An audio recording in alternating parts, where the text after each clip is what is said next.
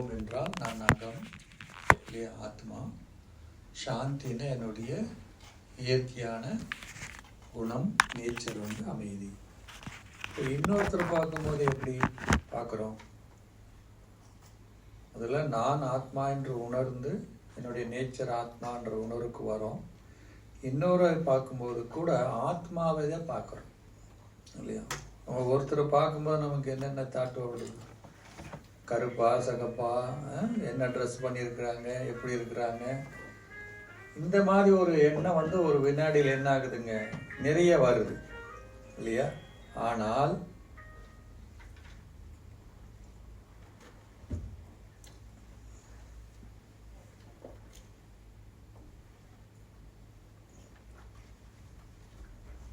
பேசுங்க. அப்போ ஒருத்தரை பார்க்கும்போது இந்த மாதிரி ஒரு எண்ணம் நமக்கு ஓடுது இல்லையா. ஆனால் இப்போ நம்ம பார்க்கக்கூடிய எண்ணம், கண்ணோட்டம் வந்து வேற. அவங்களை என்னவா பார்க்குறோம்? ஆத்மாவை தான் பார்க்குறோம். வேற எதையுமே நம்ம பார்க்கறது. நானும் ஆத்மா, அவர்களும் ஆத்மா தான். ஸோ இந்த உணர்வு வர வர நமக்கு என்ன ஆகும் அப்படின்னா, பொதுவாக நம்ம வந்து ஒன்று இன்ஃபீரியாரிட்டி காம்ப்ளெக்ஸில் போயிடுவோம், இல்லைன்னா சுப்பீரியாரிட்டி காம்ப்ளெக்ஸில் போயிடுவோம். அப்படி தானே? எனக்கு விட இப்போ கீழேங்கும்போது நமக்குள்ள அகங்காரம் வரும். நான் சொல்கிற மாதிரி கேட்கணும், நடக்கணும் இல்லையா. அப்படி இல்லைன்னா நமக்கு கோபம் வரும். நான் என்ன இந்த உடலை நினைக்கிறேன், உடல் சம்மந்தப்பட்ட என்னோடய பொசிஷன், இல்லை என்னோடய ஜாதி, மதம், ஏதோ ஒன்று என்ன பண்ணுது நம்மளை, அது வந்து அது நமக்கு பிரச்சனை தானே. திரும்பியும் கோபத்தினால உடம்பு பாதிப்பு, உறவுகள் பாதிப்பு, பிரச்சனை வாழ்க்கையில். இல்லைல்ல இன்ஃபீரியாரிட்டி காம்ப்ளெக்ஸ் அவங்க இருக்குது, என்கிட்ட ஒன்றும் இல்லை இல்லையா. இதெல்லாம் என்ன பண்ணுது நமக்கு வந்து, நான் ஏற்கனவே சொன்னேன், நம்ம மனசுக்குள்ளே பாசிட்டிவான எண்ணம் வரணும் அப்படின்னு. அப்போ எப்போ பாசிட்டிவான எண்ணம் வரும் உங்களுக்கு? ஒரு இயலாமை வரும், ஒரு வெறுப்பு வரும். அப்போ மனசுக்குள்ளே ஒரு என்ன ஆகும்? கம்பேரிசன் வரும், காம்படிஷன் வரும், வருது. பார்த்தீங்கன்னா மூல காரணம் என்னன்னா அந்த தேக உணர்வுன்றது, சரீர உணர்வு.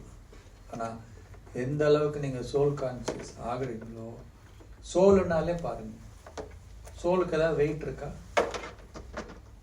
சோலுக்கு வெயிட்டே கிடையாது.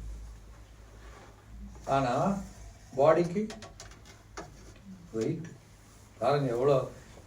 இந்த பாடி நீங்கள் வெயிட் பண்ணி பாருங்கள் எவ்வளோ வெயிட்டாக இருக்கும் ஒருத்தருக்கு. ஆனால் சோலுக்கு ஏதாவது வெயிட் இருக்கா? இல்லை. அப்போ நீங்கள் பாடி நினச்சிட்டு ஒன்றை பார்த்தீங்கன்னா அந்த விஷயமெல்லாம் உங்களுக்கு பாரமாயிடும். இவங்க ஏன் இப்படி நடக்கிறாங்க, இவங்க ஏன் இப்படி செய்கிறாங்க, எனக்கு ஏன் நடக்குது சொல்ல, இது என்ன ஆகுது நமக்கு ஒரு பாரத்தை கொண்டு வரும். அதே நீங்கள் சோலுன்னு பாருங்க, லைட் ஆகிடுவீங்க. ஏன் சோலுன்னு பார்த்தா லைட் ஆகணும்? அதுக்கு அடுத்தா கிளாஸ் பெருசாக இருக்குது, அது ரொம்ப டீப்பாக போகணும். சரிங்களா? கருத்து வேறுபாடுகள் வருது. கணவன் மனைவிக்குள்ள கருத்து வேறுபாடு வரலாமா, வரக்கூடாதா?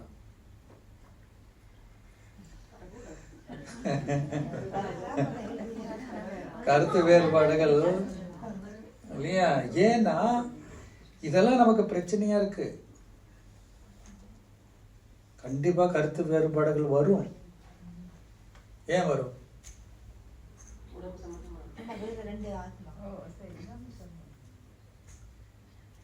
நம்ம நினைக்கிறோம்ல, இப்போ உங்க கணவர் ஒரு சூழ்நிலையை வளர்ந்துருக்காரு, நீங்க ஒரு சூழ்நிலையை வந்திருக்கீங்க. உங்களுடைய குடும்ப அமைப்பு வேற, அவருடைய குடும்ப அமைப்பு வேற. நீங்க படிச்சது, உங்க ஃப்ரெண்ட்ஸு, நீங்க படித்த புத்தகங்கள் எல்லாம் ஒரு 20, 25, 30 வயசு வரைக்கும் வளர்ந்துட்டீங்க நீங்க. அவர் அதே மாதிரி வளர்ந்துட்டாரு. அப்போ 2 பேரும் திருமணம் பண்றீங்க. ஒரு விஷயத்தை பார்க்கும்போது 2 பேரும் ஒரே மாதிரி பார்ப்போமா, வேற மாதிரி பார்ப்போமா? ஏன் வேற மாதிரி பார்க்கணும்? அப்புறம் ஏன் ஒன்னா ஒரே மாதிரி கருத்து இருக்குன்னு நினைக்கிறீங்க? அங்கேயே பிரச்சனையா? பிரச்சனை அங்கேயே ஸ்டார்ட் ஆச்சா? இதுல யாருக்காவது ஒருத்தருக்கு இந்த ஞானம் இருக்குன்னு வச்சுக்கோங்க. என்னது? ஏன் அவர் வந்து வித்தியாசமா சொல்றாரு அப்படின்னா, நான் வளர்ந்தது வேற, அவங்க அந்த கண்ணாடி போட்டு தான் பாக்குறாங்க. அவங்களுக்கு தெரிஞ்சதெல்லாம் அவங்களோட லைஃப்ல ஏற்பட்டது. சரியா? அதனால் அவங்க அப்படி பார்க்குறாங்க. அப்போ முதல்ல உங்களுக்கு என்ன வரும்? அக்செப்டன்ஸ் வரும். ஓகே, பிரச்சனை இருக்குது, அது வேறு விஷயம். ஆனால் அந்த பிரச்சனைக்கு ஏன் அப்போ முதல்லையே உங்களுக்கு மனசு யாருக்கு அமைதி வரும்? மனசில் யாருக்கு வரும்? உங்களுக்கு தான் வரும். மனசு எங்கே வரும்? நெகட்டிவ் வராது. அப்போ மனசு அமைதியாக இருக்குமா? அமைதியான ஒரு மனசில் தெளிவான முடிவு எடுக்க முடியுமா? தெளிவான முடிவு எடுத்தால் உங்கள் உறவு நல்லா இருக்குமா? இருக்குமா இருக்காதா? அப்போது சும்மா ஆத்மா உணர்வுக்கு வாங்கன்னு சொல்லிட்டேன் ஃபாஸ்ட்டு இந்த கிளாஸில். அது ஏன் வரணும்? அது நாள் முழுவதும் அந்த உணர்வுகள் இருந்தால் உங்களுக்கு என்ன லாபம்? இல்லைன்னா என்ன நஷ்டம்? அப்படி நீங்கள் ஒவ்வொன்றா ஆராய்ச்சிங்கன்னா நிறைய பேர் சொல்லுவாங்க, ஆத்மா அதெல்லாம் கேள்விப்பட்டிருக்கிறேன். சரி, கேள்விப்பட்டிருக்கிறீங்க. அப்படியே நிறைய பேர் என்ன பண்ணுறாங்க? ஆத்மா பற்றி போயிடுறாங்க. அப்படி இல்லை, ரொம்ப டீப்பானது அது. எல்லா பிரச்சனைக்கும் உங்களுக்கு சால்வ் ஆகும். லைஃப் இஸ் எ ப்ராப்ளம் சொல்கிறோமா இல்லையா? மேத்ஸு இதில் போடுறோம்ல, அதுதான் ப்ராப்ளம் சொல்கிறோம்ல. அந்த ப்ராப்ளத்தை நீங்கள் வந்து சால்வ் பண்ணணும்னா என்ன பண்ணணும்? ஒரு கணக்கு இருக்குது, அதுக்கு விடை கிடைக்கணும், சொல்யூஷன் கண்டுபிடிக்கணும், என்ன பண்ணணும்? அதை எப்படி பண்ணுவீங்க? அதுக்கு ஒரு ஃபார்முலா இருக்குது, சரிதானே? சயின்ஸில் ஒரு ஃபார்முலா இருக்குது, ஃபிசிக்ஸ் ஃபார்முலா இருக்குது, மேத்தமெட்டிக்ஸ் ஃபார்முலா இருக்குது. அந்த ஃபார்முலா மாத்திரம் தெரிஞ்சு வச்சா நீங்கள் என்ன பண்ணலாம்? எந்த ப்ராப்ளம் கொடுத்தாலும் உங்களுக்கு சால்வ் பண்ணிடலாமா? பண்ண முடியாதா? இதே தான் இங்கேயும் லைஃப்பில் நீங்கள் எத்தனை ப்ராப்ளம் கொண்டு வாங்க, இங்கே ஃபார்முலா இருக்குது. அது ஒரு ஃபார்முலா பிடிச்சிட்டிங்கன்னா எல்லா ப்ராப்ளத்தையும் சரி பண்ணலாம். புரிஞ்சதுங்களா? எல்லா ப்ராப்ளத்தையும் நீங்கள் சரி பண்ணலாம். அந்த ஃபார்முலா தான் இங்கே இருக்குது. ஆனால் ஃபார்முலாவே தப்பாக இருக்குதுன்னு வச்சுக்கோங்க, ஃபார்முலாவே உங்களுக்கு தெரியாதுன்னு வச்சுக்கோங்க, என்ன பண்ண முடியாது? அப்போ இந்த சோல், சுப்ரீம் சோல் இல்லையா, ஏபிசின்னு சொல்கிறோம், அதிகமாலாம் படிக்க வேண்டாம். இங்கே ஏன்னா ஆத்மா, பீனா பாபா, பாபானா பரமாத்மா, பாபானா ஹிந்தியில் என்ன சொல்கிறாங்க? அப்பான்றாங்க, அவ்வளோதான். சீனா சைக்கிள், இங்கே பார்த்தீங்கல்ல. இதை வந்து டீப்பாக புரிஞ்சிட்டிங்கன்னா உங்கள் லைஃபே சேஞ்ச் ஆகும், டோட்டலி சேஞ்ச். இந்த உலகத்தை நீங்கள் என்ன கண்ணாடி போட்டு பார்க்குறீங்க அப்படிதான் தெரியும். நீங்கள் பச்சை கண்ணாடி போட்டால் பச்சையாக தெரியும், சிகப்பு போட்டால் எல்லாம் சிகப்பாக தெரியும். அதான மகாபாரதத்தில் சொல்கிறாங்க, துரியாதனையும் கூப்பிட்டாரு கிருஷ்ணர், தர்பரையும் கூப்பிட்டாரு. துரியாதனா போய் பார்த்துட்டு வந்த உலகத்தில் யாராவது நல்லவன் இருக்கான்னு போய் பார்த்துட்டு வந்தான்னு சொன்னான். அவன் ஒருத்தன் கூட நல்ல, அவன் அப்படிதான் இருக்கான். தர்மனை கூப்பிட்டு பார்க்கும்போது என்ன சொன்னார் அவரு? எல்லாம் நல்லவன் தான். இப்போ ரெண்டு எதில் இருக்கு? அப்போ இங்க நம்ம என்ன மாதிரி பார்வையோட இருக்கிறோம்? சரி, நம்ம இந்த மாதிரி பார்வையா இருக்கிறோம், அவங்க ஏன் அந்த பார்வையில இருக்கிறாங்க? அதுவும் தெரியணும்ல நமக்கு. அப்போ மனசுல ஒரு கேள்வி வருதுன்னா, உங்களுக்கு லாஜிக்கா மனசுக்கு வர கேள்விக்கு உங்களுக்கு விடை கிடைச்ச மனசு அமைதியாயிரும். இவ்வளவுதான், சரிங்களா? அப்போ முதல்ல நம்ம என்ன பார்த்தோம்? ஆத்மா, நான் யாரு? ஆத்மா எங்க இருக்கேன்? ரெண்டு புருவத்துக்கு மத்தியில் இருக்கேன். ஆனா அந்த ஆத்மாக்கு என்ன வேண்டியிருக்கு? இப்போ பவர் வேண்டியிருக்கு. என்ன பவர்? பவர்னா என்ன? இன்னைக்கு மணி பவர் இருக்கு, பொசிஷன் பவர் இருக்கு இல்லையா, மசில் பவர் இருக்கு இல்லையா. இங்க என்ன வேண்டியிருக்கு? சோல் பவர்னா என்ன? சோல் பவர்னா என்ன?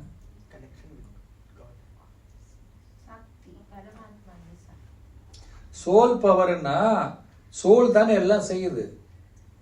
எல்லா பிரச்சனையும் ஃபேஸ் பண்றது எது? பரமாத்மா ஃபேஸ் பண்றாரா இல்ல சோல் ஃபேஸ் பண்ணுதா? சோல். சிச்சுவேஷன்ஸ், ப்ராப்ளம்ஸ் இல்ல ரிலேஷன்ஷிப் எல்லாம் யார் ஃபேஸ் பண்ண வேண்டியிருக்கு? அப்ப சோலுக்கு என்ன வேண்டியிருக்கு? என்ன எனர்ஜி வேணும்?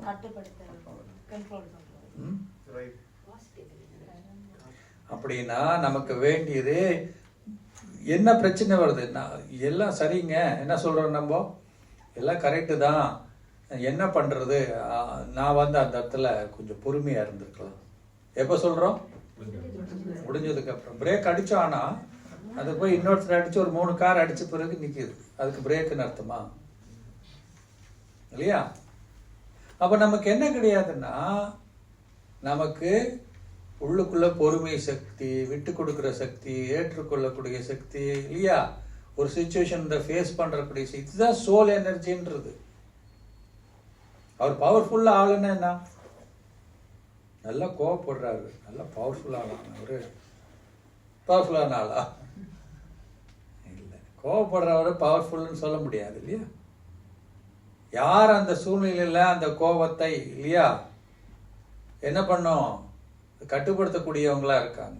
ஒரு ஆர்குமெண்ட் போயிட்டே இருக்குது, அங்கே போய் ஈகோ வந்து நீயா நானா அப்படின்னு சொல்லி பேசிட்டே போடுறவங்க பவர்ஃபுல்லானா நம்ம ரிலேஷன்ஷிப்பு கெட்டு போயிடும், பேசக்கூடாது அப்படின்னு கண்ட்ரோல் பண்ணவர் பவர்ஃபுல்லானா? யார் பவர்ஃபுல்லான? அப்போ சோல் பவர் நம்ம வந்து எப்போ ஆத்மான்னு உணர்ந்து பரமாத்மா கூட நம்ம கனெக்ட் பண்றோமோ சரிங்களா, நமக்குள்ள என்ன வரணும், சோல் பவர் வந்து இன்க்ரீஸ் ஆகும். அதுல முதல்ல பவர் பாருங்க, இங்க பவர் டு டாலரேட். டாலரேட்னா என்ன? சகிப்புத்தன்மை. கரெக்டு தானே? ஒரு உதாரணம் காமிக்கப்பட்டிருக்குது. ஒரு மரம் இருக்கு, நல்ல என்ன மரம் அது? சரி, இனிமேல் தான் மாம்பழ சீசன் வரப்போகுது இல்லையா? இப்போ என்ன பண்றோம், ஒரு மரத்துக்கு ஒரு பையன் வந்து கல் அடிச்சா அந்த மரம் என்ன பண்ணுது? திருப்பி அடிக்குதா?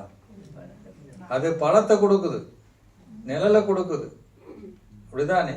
ஆனா நமக்கு யாராவது ஒரு வார்த்தை சொல்லிட்டா 10 திருப்பி சொன்னாதான் நமக்கு நிம்மதி, அப்படிதானே? அப்போ அந்த சகிப்புத்தன்மை என்பது ரொம்ப முக்கியம் இல்லையா? சகித்துக்கொள்ளோட பவர் டு டாலரேட். சரி, காஞ்ச மரத்துக்கு யாராவது கல்லடிப்பாங்களா? இல்லை. அப்போ உங்களுக்கு கல்லடிக்கிறாங்கன்னு அர்த்தம்?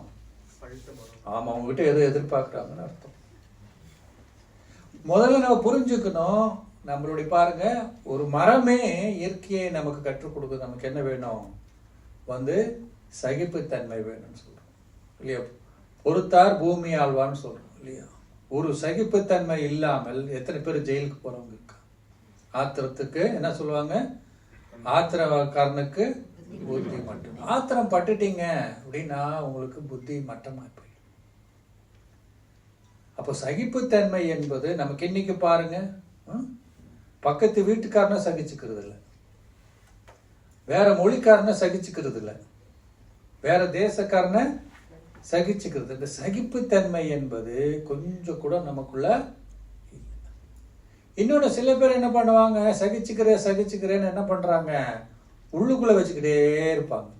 அதுக்கு பேர் சகிப்புத்தன்மையா? இல்லை, அது ப்ரெஷர் குக்கர் மாதிரி. என்ன ஆகாது, உள்ளுக்குள்ள இருந்து ஒரு நாள் என்ன பண்ணும், நானும் இத்தனை நாளா பார்த்தேன்னு சில பேர். நான் இத்தனை மாசம் சொல்றேன், மற்றவங்க என்ன சொல்ல, நான் இத்தனை வருஷமா உன்னை பார்த்தேன், இனிமேல் என்னால முடியாது. அப்போ இந்த பொறுமைக்கு என்ன அளவுகோல்? அப்போ எங்க போய் அளவுகோல் கொடுப்பீங்க? இதுக்கு ஒருத்தருக்கு என்ன பண்றாரு இல்லையா? அப்போ ட்ரிகர் வெளியிலிருந்து வருதா இல்ல எங்க இருந்து வருது? அப்போ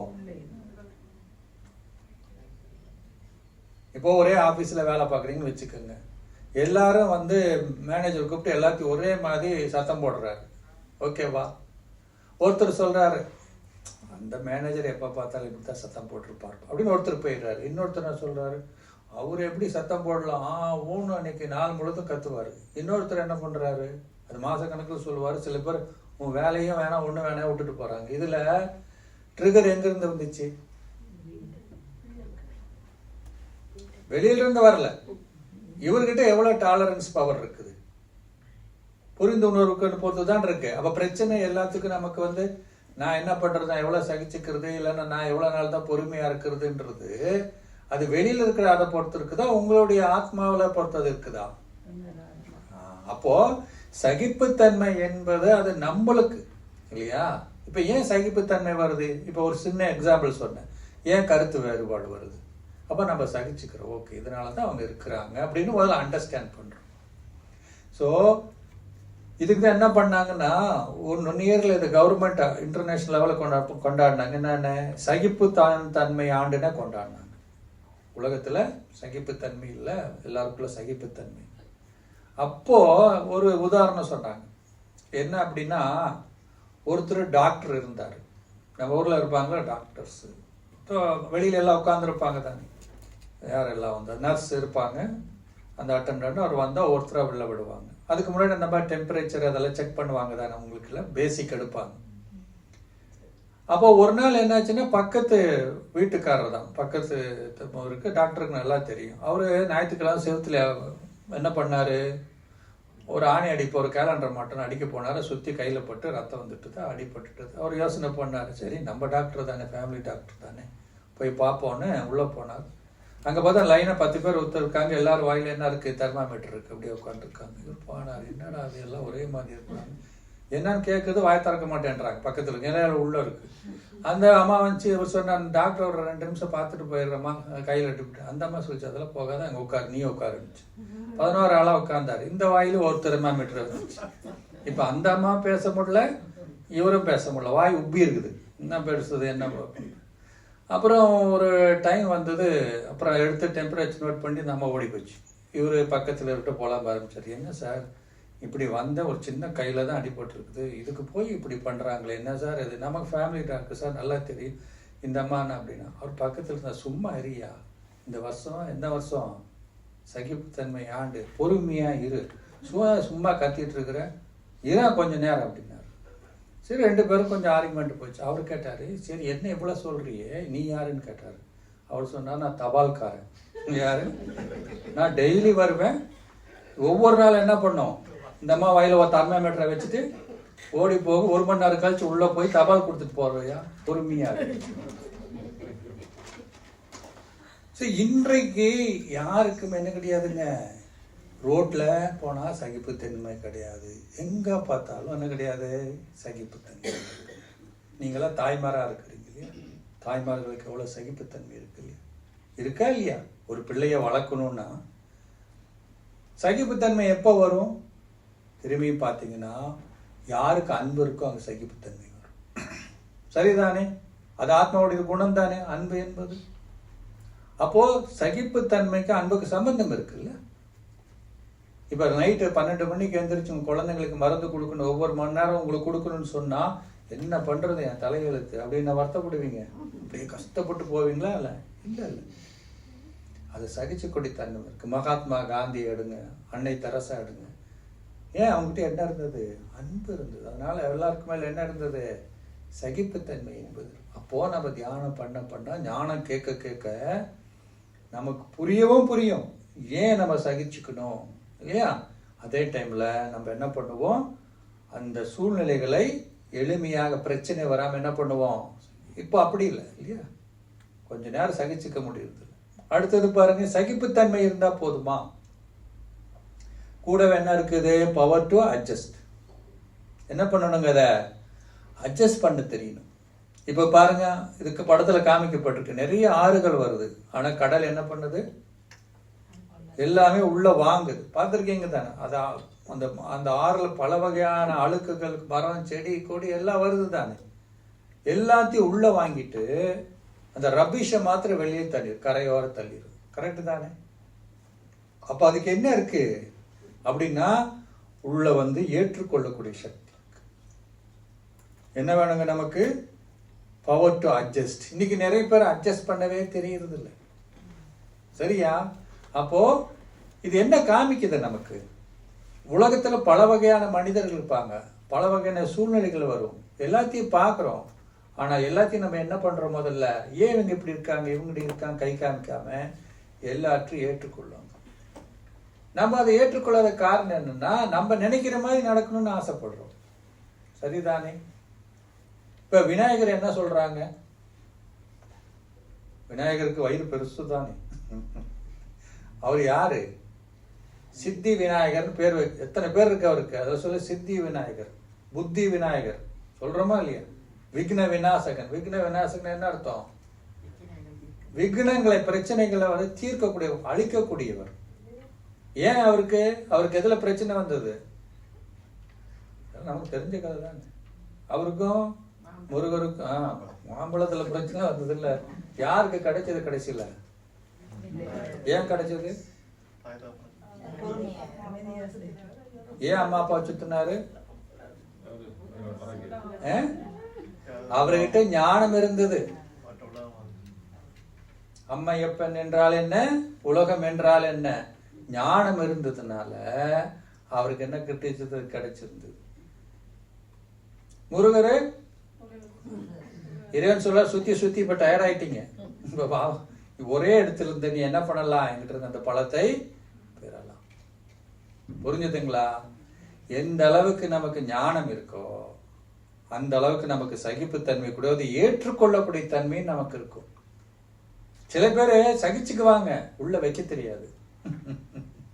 மாமியார் மருமகள் சண்டை வந்துருச்சுன்னு வச்சுக்கோங்க, என்ன நடக்கும்?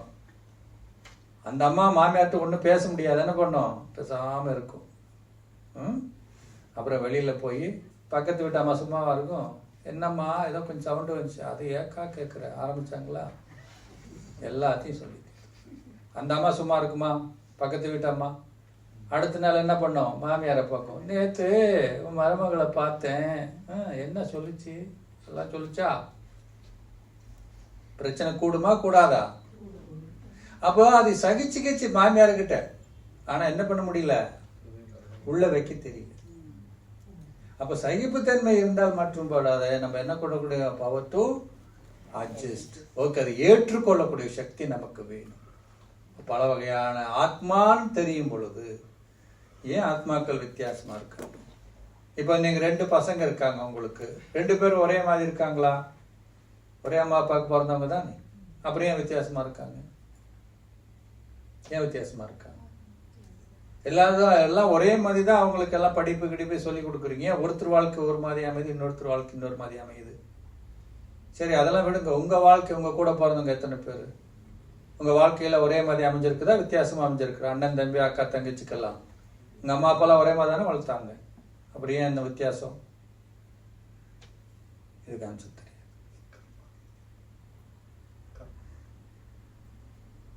ஏன் சொல்லுங்க பார்க்கலாம், ஏன் குணாதிசயம் வித்தியாசமா இருக்குது? அவ புரிஞ்சுக்கணும். இதுக்கெல்லாம் அர்த்தம் என்னன்னா, நம்ம I am not a body, I am a soul. Just என்ன பண்ணிருக்கேன், இந்த உடலை மாத்திருக்கிறேன். இப்ப நீங்க வேற ட்ரெஸ்ஸை மாத்திட்டீங்கன்னா நாளைக்கு உங்க குணமெல்லாம் மாறிடுமா? அப்படிதான் இருக்க போகுது.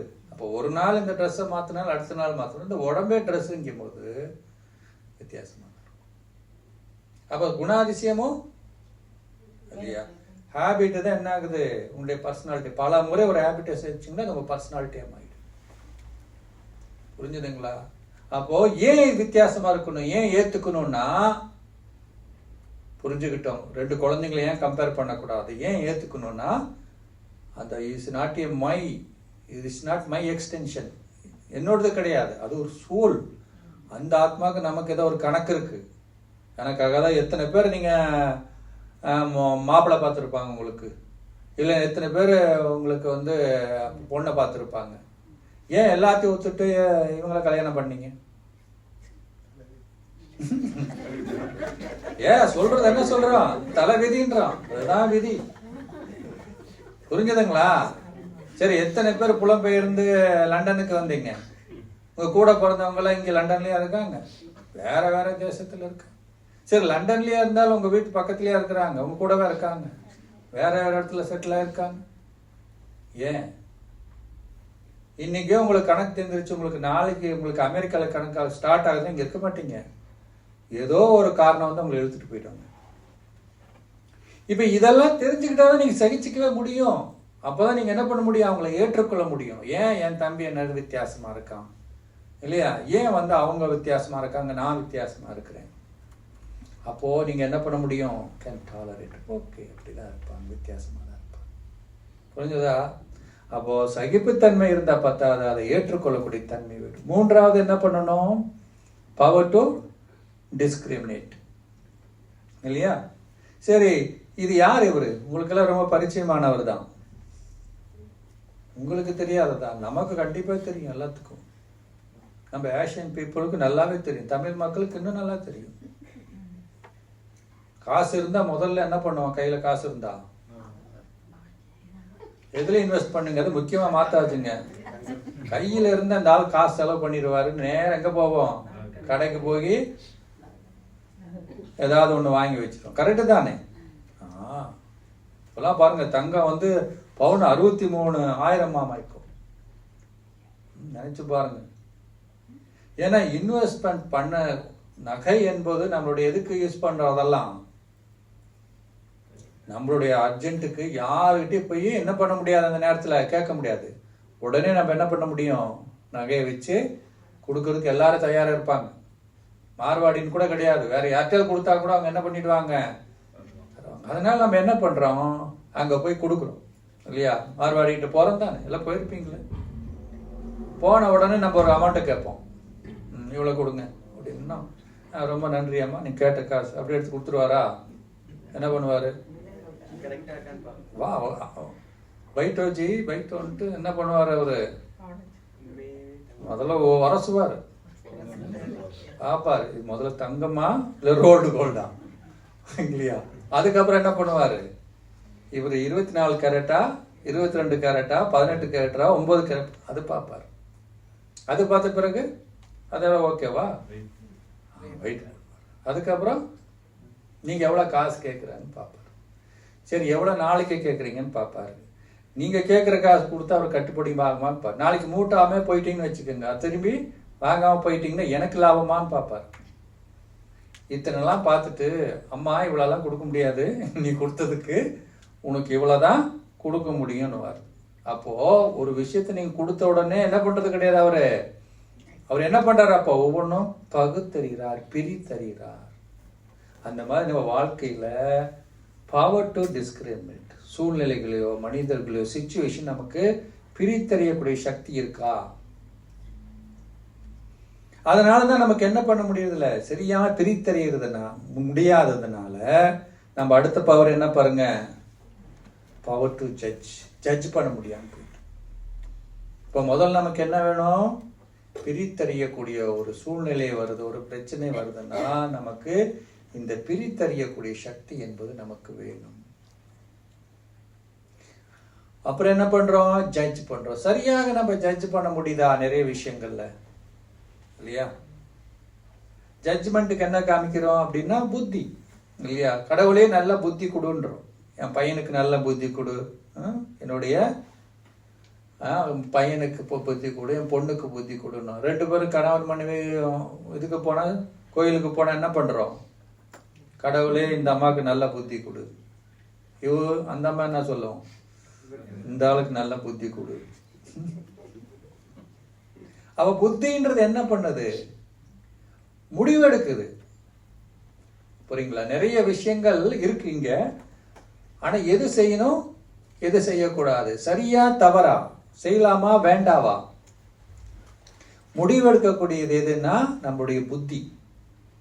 சரிதானே? அப்ப மனசுன்றதை பார்த்தோம் இல்லையா? மனசுன்றது என்னது? எண்ணங்கள் வந்துகிட்டே இருக்கும். கடந்த காலத்துது, இப்ப நடக்கிறது எல்லாமே அது வந்துகிட்டே இருக்கும். இவ்வளவு வரும். கூடவே அது என்ன பண்ணும்? வக்கீல் மாதிரி சண்டை போடும். அது சரி, இது சரி, இங்க லண்டன் தானே, கொஞ்சம் குளிரா இருக்கு தானே, குளிர் கொஞ்சம் குடிச்சா ஒன்றும் தப்பு இல்லையே, இதெல்லாம் எது சொல்றது? மனசு சொல்லு, இதெல்லாம் என்னத்தை கொண்டு வரும். ஆனா புத்தி சொல்லு என்ன? அது நோ நோ, இது தப்பு, செய்யறது தப்பு இல்லையா? அப்போ ஏன் கடவுள்கிட்ட நல்ல புத்தியை கொடு அப்படின்னு ஏன் கேட்குறோன்னா, உங்க பையன் உங்க பொண்ணோ நல்ல புத்தி உள்ளவர்களா இருக்காங்கன்னா அவங்க எங்க வேணா இருக்கட்டும், யார் கூட வேணா இருக்கட்டும், புத்தி கரெக்டா இருந்தா அவருக்கு தெரியும் எது தவறு எது தப்பு, செய்யலாமா வேண்டாமா முடிவு எடுப்பார். அதனாலதான் கேட்கிறோம். அப்போ முடிவெடுக்கக்கூடிய சக்தி பாருங்க. நமக்கு ஒரு விஷயத்தை முடிவெடுக்க முடியலையா? எத்தனை பேர்கிட்ட போய் கேட்கிறோம், நான் அப்படி செய்யலாமா, நீங்க எப்படி செய்யலாமா? மற்றவங்கள போய் கேட்கிறோம். அவர் என்ன சொல்றாரு? நான் சொல்லி நான் ஏதாவது மாட்டிக்கிட்டா கடைசியில் உன்னாலதான் இப்படி ஆகுது பிரச்சனை, சொல்றோமா இல்லையா? அப்ப முடிவெடுக்கிற சக்தி நமக்குள்ள என்னங்க இன்னைக்கு சுத்தமா இல்லை. அது தீபாவளி பொங்கல்லாம் வந்துட்டா என்ன பண்றாங்க? புடவை எடுக்கிறது போறாங்க தாய்மார்கள் இல்லையா? அங்க போய் என்ன பண்றது? அந்த கலர் எடுங்க, அது கொஞ்சம் லைட் கலர் எடுங்க, அது கொஞ்சம் பெரிய பூவா இருக்காது, சின்ன. அவர் வெளியில உட்காந்துட்டா இருப்பாங்க, ஆண்களோட நிலைமை அது. என்ன பண்ணுவாரு, அவர் வெளியே நாலு முழுவதும் செலக்ட் பண்ணி கடைசியில் 2 புடவை எடுத்துட்டு வர வேண்டியது, கொண்டு வந்து 2 நாள்ல சரியில்லைன்னு திருப்பி கொடுத்துட வேண்டியது. அப்போ ஒரு புடவையே முடிவெடுக்கலன்னா வாழ்க்கையில இங்க போய் முடிவெடுக்க போறோம்? அவன் முடிவெடுக்கக்கூடிய சக்தி எவ்வளவு முக்கியம் இல்லையா நமக்கு? அப்போ பவர் டு ஜட்ஜ்மெண்ட், எது செய்யணும் எது செய்யக்கூடாது, எது சரி தவறு அப்படின்றது என்ன அவங்க நமக்கு தராசு மாதிரி. தராசையும் காமிச்சிருக்கிறாங்க இல்லையா? தராசுடைய வேலை என்ன? வேயிங் மெஷின் சொல்றோம் இல்லையா? அது எந்த பக்கம் அதிகமா இருக்கு, எந்த பக்கம் குறைவா இருக்கு அப்படின்றது காமிக்கக்கூடியது இல்லையா? இப்பெல்லாம் என்ன வந்துட்டுது, இந்த தராசெல்லாம் போயிட்டுது. இப்ப என்ன வந்துட்டுது? ஆமா, முதல்ல அதுல 100 கிராமா 200 கிராமா போறது கூட நமக்கு தெரியாது, எந்த பக்கம் அதிகம் எந்த பக்கம் தெரியாது. அப்புறம் டிஜிட்டல் வந்தது இல்லையா? இப்ப கூட லேப்ல எல்லாம் யூஸ் பண்றாங்க இல்லையா? அந்த இப்ப நமக்கு 500 கிராம்ஸ் மில்லி கிராம்ஸ்ன்றாங்க. அது எப்படி அளக்குது? இதுல அளக்க முடியுமா? அதுக்குன்னு ஒண்ணு இருக்கு. அது அப்ப பாருங்க, லேபுக்கு போறோம், இன்னும் மைனூட்டா போகும்போது அதுக்குன்னு ஒரு தராசு இருக்கு இல்லையா? அப்ப இந்த தராசும் அந்த தராசு ஒண்ணாக முடியுமா? ஒண்ணாக முடியாது இல்லையா? அப்போ தியானம் பண்ண பண்ண பண்ண நமக்கு என்ன கிடைக்கும்னா, இந்த கரெக்டா ஜட்ஜ் பண்ணக்கூடிய இல்ல, எது மைனூட்டா உங்களுக்கு எது சரி எது தவறு. இப்ப எப்படி இருக்கு அப்படி இல்லை, மேலோட்டமா இந்த இங்க காமிக்கிற தராசு மாதிரி தான். அந்த பக்கம் போகலாம், இந்த பக்கம் போகலாம். அப்போ யோகா பண்ணணும்னா தெய்வீக புத்தி நமக்குள்ள வருங்க, தெய்வீக புத்தி நமக்குள்ள வரும். அப்போ எது சரி எது தவறு கரெக்டா நீங்க என்ன பண்ண முடியும், முடிவு என்பது உங்களால எடுக்க முடியும். இப்போ முடிவு எடுத்துட்டீங்கன்னாக்கா உங்க செயல் எப்படி இருக்கும்? செயல் கரெக்டா தானே இருக்கும். அப்ப செயல் முதல்ல சரியா இருக்கணும்னா உங்களோட முடிவு சரியா இருக்கும். அப்போ தியானம் பண்ண பண்ண உங்களுக்கு என்ன ஆகும், கரெக்டா உங்களுக்கு பவர் டு ஜட்ஜ் பண்ணக்கூடிய உங்களுக்கு அந்த பவர் வரும். சரி, முடிவு எடுத்துட்டீங்க, ஓகே, முடிவு எடுத்தாச்சு, ஆனா செயல்படுத்தணும்ல. அப்ப செயல்படுத்தும் போது அப்படியே எல்லாரும் வழி ஒதுங்கி நீங்க செய்றீங்களா செய்யுங்கன்னு விட்டுருவாங்களா? இந்த உலகத்துல இந்த கலியுகத்துல விடுவாங்களா? விடமாட்டாங்களே.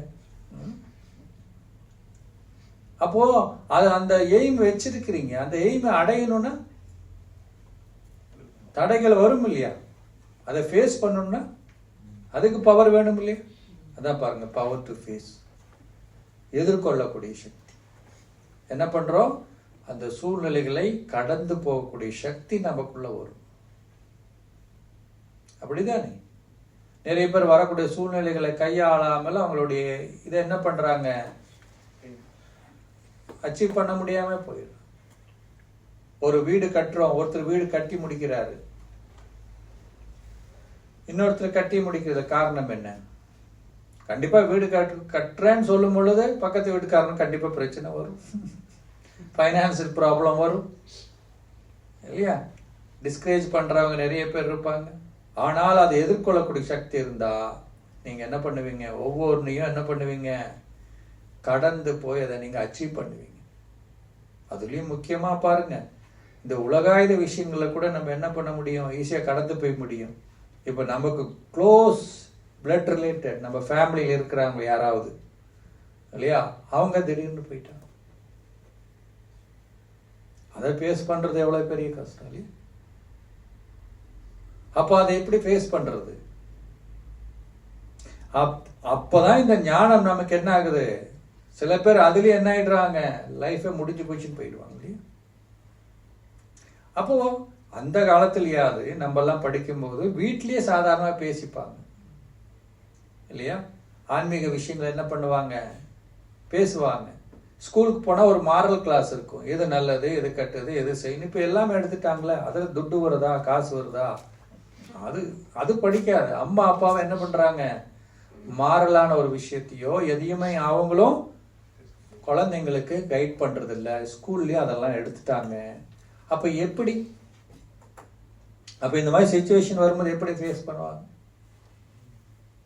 இப்ப நமக்கு தெரியும் என்னன்னு, ஆத்மா அழிவற்றது, அதோடைய பாகம், அவங்களுடைய பார்ட் என்னது முடிஞ்சது. அடுத்தது என்ன பண்றாங்க, கண்டிப்பாக இன்னொரு ட்ரெஸ்ஸை சேஞ்ச் பண்ணியிருக்கிறாங்க, அட்ரஸை சேஞ்ச் பண்ணியிருக்கிறாங்க. அந்த காலத்தில் சொல்லுவாங்க என்னன்னு, நம்ம தாத்தா வந்து பிறந்திருக்கிறாரு, பாட்டி வந்து பிறந்து தாத்தா பேரு பாட்டி பேரை வைக்கிறாங்க இல்லையா, வைக்கிறோமா இல்லையா? ஏன்? அப்ப அந்த ஆத்மாக்கு நம்ம ஃபேமிலியில கணக்கு இருக்குதுன்னு என்ன பண்ணோம், கண்டிப்பாக வந்து. அப்ப நல்லா புரிஞ்சுக்கணும் என்னன்னா, சில பேர் அழுதுகிட்டே இருப்பாங்க இல்லையா, துக்கப்பட்டுட்டே இருப்பாங்க. துக்கப்படலாமா? அப்ப என்ன நினைக்கிற மனசுல?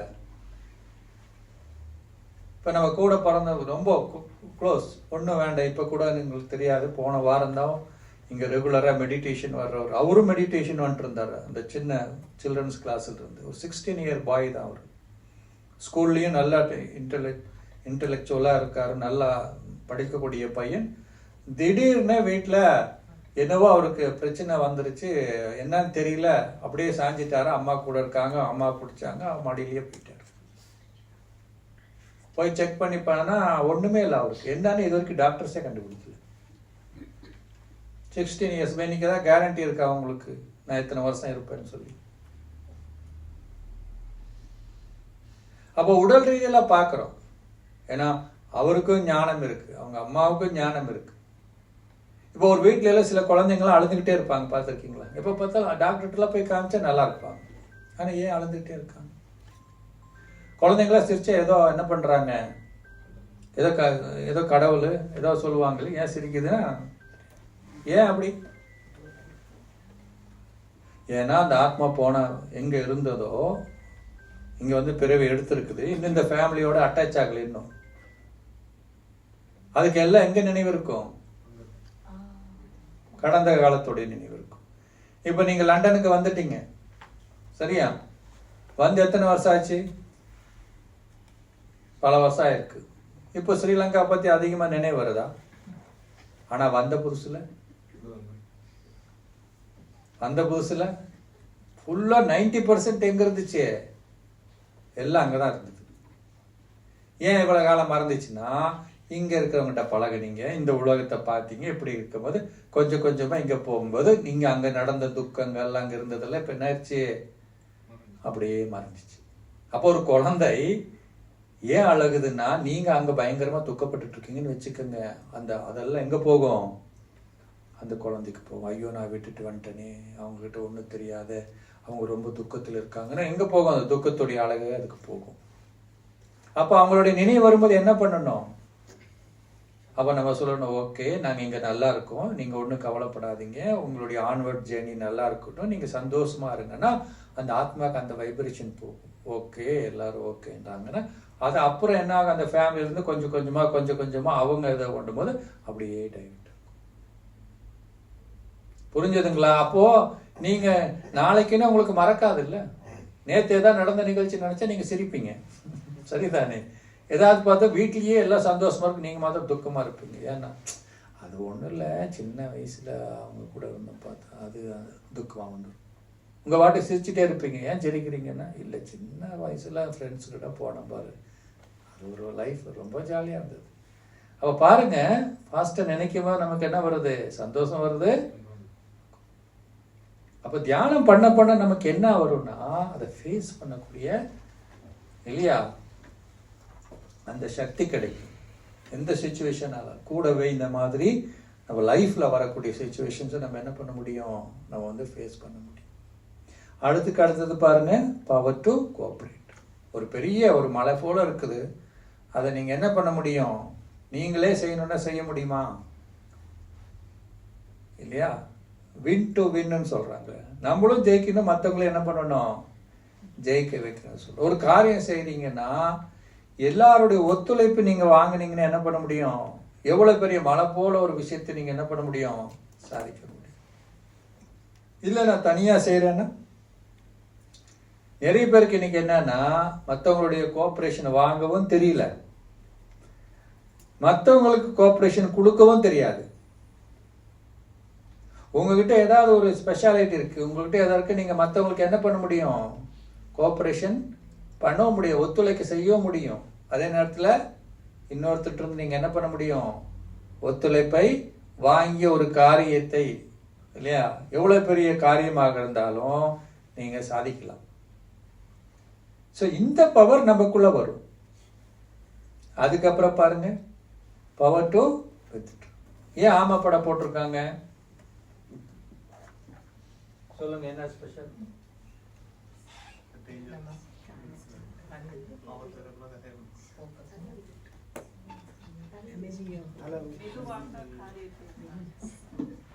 சும்மா ஆமா தலையை விடுமா, உள்ள இழுக்குமா? அதுக்கு ஆபத்துன்னு வந்தா என்ன பண்ணும்? உள்ள இழுக்கும். அது மேல ஒரு லாரி ஏரியனால தப்பிச்சிடும். அந்த ஓடு என்ன இருக்குது, அவ்வளவு வெயிட், அது வந்து அவ்வளவு ஸ்ட்ராங் ஆனது இல்லையா? அந்த மாதிரி நமக்கு அந்த பவர் கொடுக்கும். பவர் டு வித்ட்ரானா சொல்ற மாதிரி புலன் அடக்கக்கூடிய சக்தி, என்னது, செல்ஃப் கண்ட்ரோல் நமக்குள்ள வந்து வரும் இல்லையா? ஏற்கனவே சொன்ன மாதிரி ஒரு சூழ்நிலை வருது, எந்த இடத்துல நமக்கு ஆபத்து வருது, ஒரு ரிலேஷன்ஷிப்லயோ ஒரு பேச்சிலையோ ஒரு செயல்லையோ நமக்கு வருதுன்னு சொன்னால் நம்ம என்ன பண்ணணும்? அந்த ஆபத்திலிருந்து நம்மை என்ன பண்ணணும்? காப்பாற்றி கொள்ளக்கூடிய ஒரு மனோநிலை, ஒரு மனோசக்தி என்பது நம்ம கூட வரும் இல்லையா? இன்னைக்கு செல்ஃப் கண்ட்ரோல் இருக்கா? இல்லை. சாப்பிடக்கூடாதுன்னு என்ன பண்ணுவோம்? சாப்பிட்டுருவோம், நல்லா இருக்குது அப்படின்னு. பின்னாடி கஷ்டப்படுறோம். தெரியுது நல்லா தான் பிரச்சனைன்னு. ஆனா நமக்கு என்ன கிடையாது? கண்ட்ரோல் பண்ணக்கூடிய சக்தி கிடையாது. பேசக்கூடாதுன்னு சொல்லி என்ன பண்றோம்? நம்ம பேசிடுறோம் இல்லையா? அப்ப நம்ம என்ன சொல்றோம்? நீ எப்படி பேசலாம் இந்த மாதிரி அப்படின்னு இன்னொருத்த கேட்கிறோம். சில டைம்ல பேசிட்டு தெரியாம பேசிட்டேங்க, அதை தப்பா எடுத்துக்காதீங்க. இப்ப நம்ம வாயை, நம்ம நாக்க நம்ம கண்ட்ரோல் இல்லை. ஆனா நம்ம என்ன நினைக்கிறோம்? மற்றவங்க வாயை கண்ட்ரோல் பண்ண நினைக்கிறோம். இது முடியுமா? அப்ப செல்ஃப் கண்ட்ரோல்ன்றது என்ன பண்ண வேண்டியிருக்குங்க இல்லையா? நம்ம வந்து வளர்த்துக்கணும். அப்போ தியானம் பண்ண உங்களுக்கு என்ன வருது? அந்த புலன் நடக்கக்கூடிய சக்தி, செல்ஃப் கண்ட்ரோல்ன்றது நமக்கு வருது. அதுக்கப்புறம் பாருங்க, பவர் டு பேக்கப், எல்லாத்துக்கும் தயாராக இருக்கக்கூடிய சக்தி. இப்போ நாளைக்கு நீங்க ஃப்ளைட்டுக்கு போறீங்க, இந்தியாவுக்கு போறீங்க, ஸ்ரீலங்காவுக்கு போறீங்கன்னு என்ன பண்றீங்க? இன்னைக்கு எல்லாத்தையும் பேக் பண்ணி வச்சிருக்கீங்க. போற நேரத்துல பண்ணுவோமா? பண்ண மாட்டோம். அப்போ பவர் டு பேக்கப்னா எல்லாருக்கும் தயாராக இருக்கக்கூடிய சக்தி. ஒரு விஷயத்தை என்ன பண்ணணும்? அங்கே பேக் பண்ணி வச்சிடணும். சரிதானே? ஆபீஸ்ல ஒரு ப்ராப்ளம் இருக்குதுன்னா ஆபீஸோட விஷயத்தை எங்கே பேக் பண்ணணும்? ஆபீஸ்லயே பேக் பண்ணிட்டு வீட்டுக்கு வரணும். வீட்டில் ஒரு பிரச்சனை இருக்குதுன்னா அதை என்ன பண்ணணும்? வீட்டோட பேக் பண்ணி வச்சுட்டு ஆபீஸ்க்கு போகணும். பொதுவாக என்ன நடக்குது இல்லையா? அங்க போய் ஆபீஸில் தப்பு தப்பா பண்ணுவாங்க. அவங்க கேட்குற கேள்வி என்ன? ஏன் வீட்டில் பிரச்சனையா? இங்க வந்து எரிஞ்செறிஞ்சு விழுவாங்க, ஏதாவது பண்ணிட்டே இருப்பாங்க. அவங்க என்ன கேட்பாங்க? வீட்டில் இருக்கிறவங்க, ஏங்க ஆபீஸில் பிரச்சனையா? அப்ப என்ன பண்றோம்? இதை என்ன பண்றோம்? கேரியான் பண்றோம். இங்க இருக்கிறத அங்க கொண்டு போறோம், அங்க இருக்கிறது இங்க கொண்டு வரணும். ஆனா என்ன பண்ணணும்? அந்த பெட்டி படுக்கைய, ஆபீஸோட பெட்டி படுக்கை எங்க பேக் பண்ணி வைக்கணும்? ஆபீஸ்லயே பேக் பண்ணி வைக்கணும் இல்லையா? இன்னைக்கு நீங்க நல்ல மூட்ல இருக்கிறீங்க, வீட்டுக்கு வரீங்க, உங்க வீட்டு சின்ன பையன் ஓடி வர்றாரு, அம்மான்றாரு, அப்பான்றாரு. அப்படியே நம்ம அது வாக்கண்ணா அப்படின்னு தூக்கி வச்சுக்கோன்னு கொஞ்சம் சாக்லேட்டு கொடுக்குறோம், எல்லாம் பண்றோம். அப்பா அவர் என்ன பண்றாரு? அப்பா எங்க அம்மா ஹீரோ தான் இல்லையா? அவ்வளோ குஷி, அவருக்கு சந்தோஷம் பையனுக்கு. அடுத்த நாள் வீட்டில் ஆஃபீஸில் ஒரே பிரச்சனை, வரீங்க, அவன் அதே எதிர்பார்ப்போட வரான். வந்தவொடனே என்ன பண்ணுறோம்? போடா அந்த பக்கம். அவன் யோசிக்கிறான், இருந்தாலும் நேற்று ஒழுங்காக தானே வந்தான், எல்லாம் பேசினானே, ஏன் இவன் இன்னைக்கு வித்தியாசமா இருக்கிறான்? அவனுக்கே புரியுறது இல்லை. அப்போ இந்த அந்த விஷயத்தை அங்கே பேக் பண்ணலை இல்லையா? இப்போ நீங்கள் பெரிய ஆஃபீஸராக இருக்கலாம் இல்லையா, ஒருத்தர் இருக்கலாம் இல்லையா? அங்கே போனால் அவர் குதிரை மேலே என்ன பண்ணுவார்? ஏறிட்டு போவார். வீட்டுக்கு வந்தால் என்ன ஆகும்? பையன் வந்து அவர் மேலே குதிரை ஓட்டுவான். நீங்கள் வந்து அங்கே இருக்கிற மாதிரி இங்கே வந்து ஆஃபீஸரோட உணவில் வந்தால் இங்கே உறவு நிற்குமா? நிற்காதுல்ல. அப்போ எங்கே நம்மளுடைய பார்ட் என்ன? நாம் எப்படி இருக்கணும்? எந்த விஷயத்தை என்ன பண்ணணும்? இதனால தான் டென்ஷன் ஆகுறது, இதனால தான் ஸ்ட்ரெஸ் ஆகுது. புரிஞ்சுதுங்களா? அப்போ ஒரு விஷயத்தை என்ன பண்ணணும்? அங்கேயே ஒரு பேக் பண்ணி வச்சுக்கக்கூடிய இல்லையா அவருக்கு.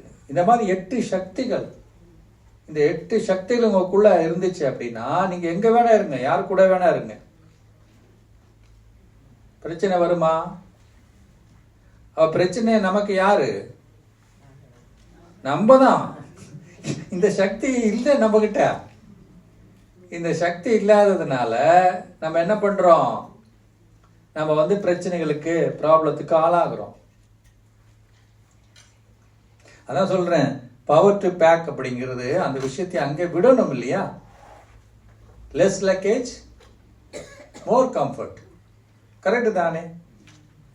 நீங்க அதை விட்டுட்டு கடந்த காலத்து இதெல்லாம் எடுத்துட்டு, குப்பையெல்லாம் எடுத்துக்கிட்டு தூக்கிட்டு போறீங்க. சில பேர் டிராவல் பண்ணுவதை பார்க்கலாம், இருக்கிற வீடு மூட்டை முடிச்செல்லாம் தூக்கி பெரிய டிராவலில நண்டுட்டாங்க. நாங்களும் அப்படித்தான் போறோம், அது வேற விஷயம்.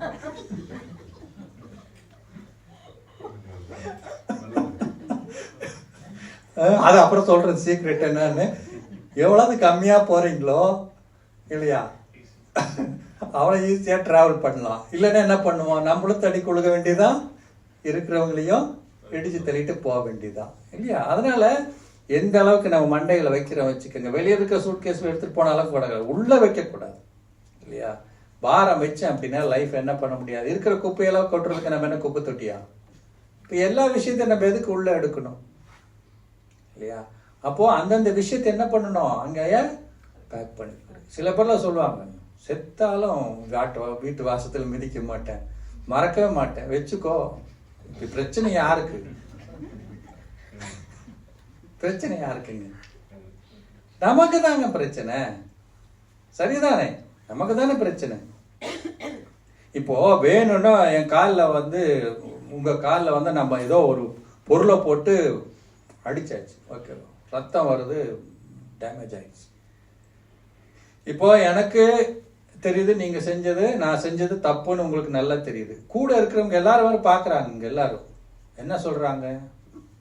அந்த ஆள் செஞ்சது தப்பு தான், இவர் மேல எந்த தப்பு கிடையாது, எல்லாம் ஓகேங்க. நானும் செஞ்சிருக்கு, நீங்க சொல்றீங்க நான் செஞ்சது தப்பு, ஓகே, அதுவும் ரைட்டு. அவங்களும் சொல்றாங்க. ஆனா வலி யாருக்கு? இதை சொன்னவருக்கா இல்ல அடிச்சவருக்கா? உங்களுக்கா?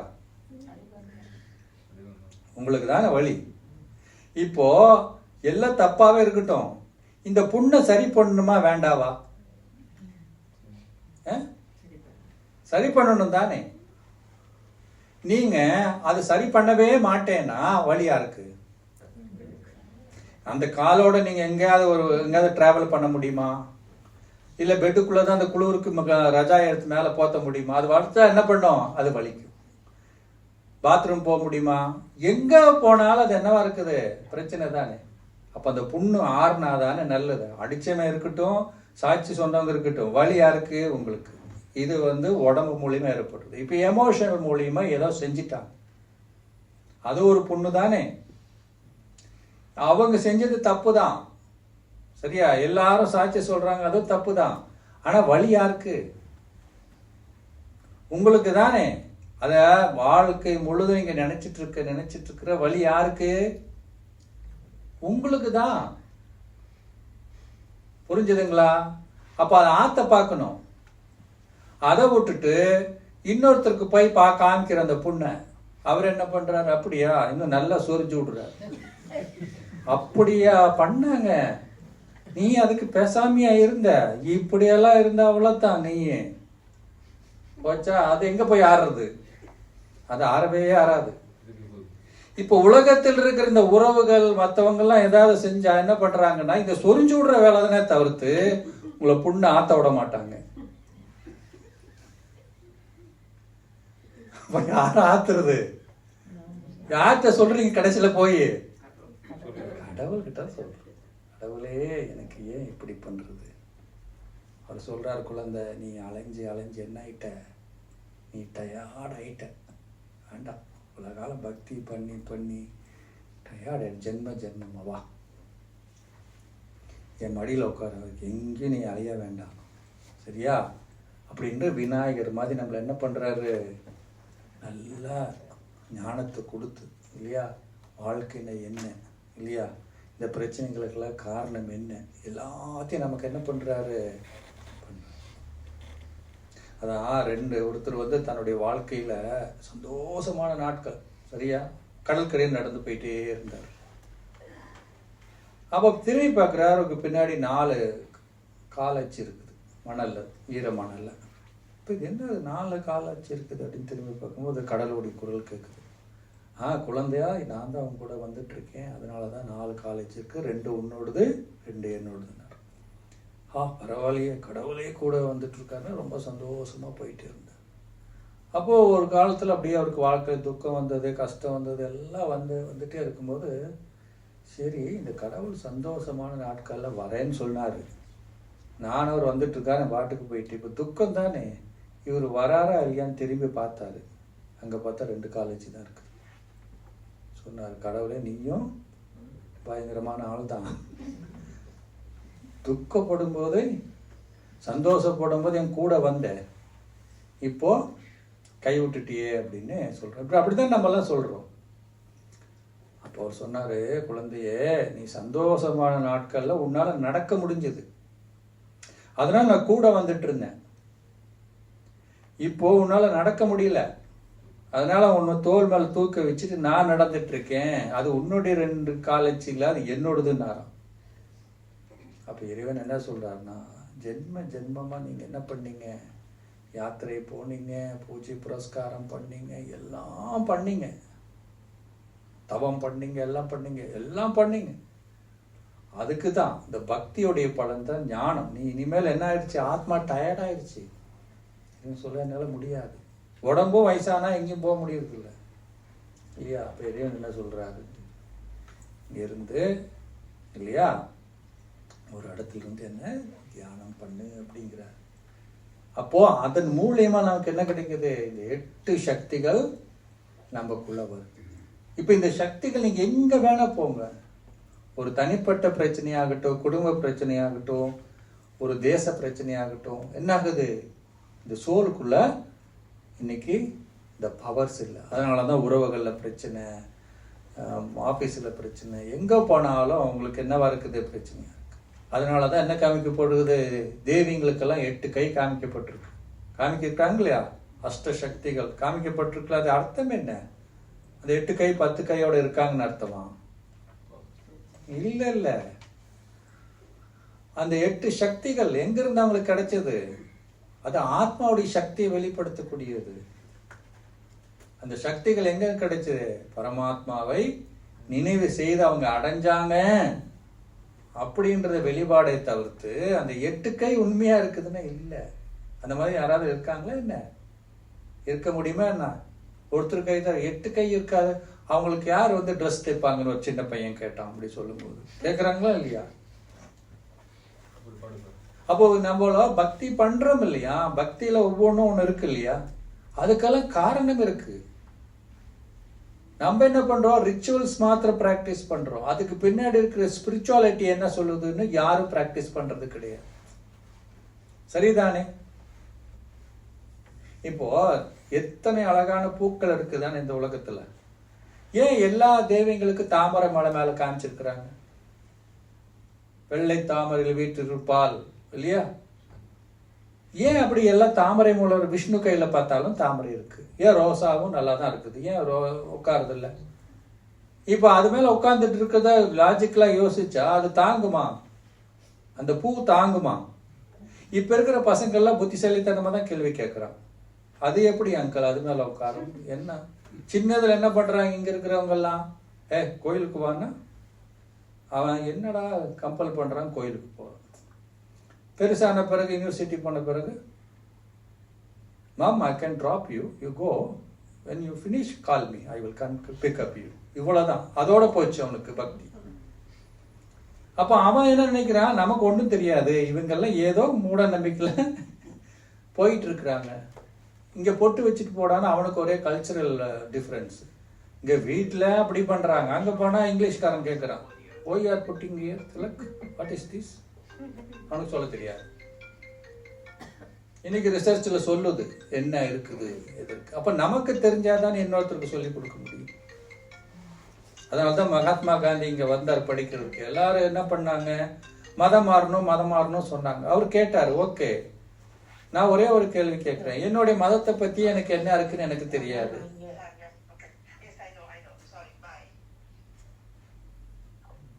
அப்போ அவர் என்ன சொல்றார், give respect to every religion but can't my change religion.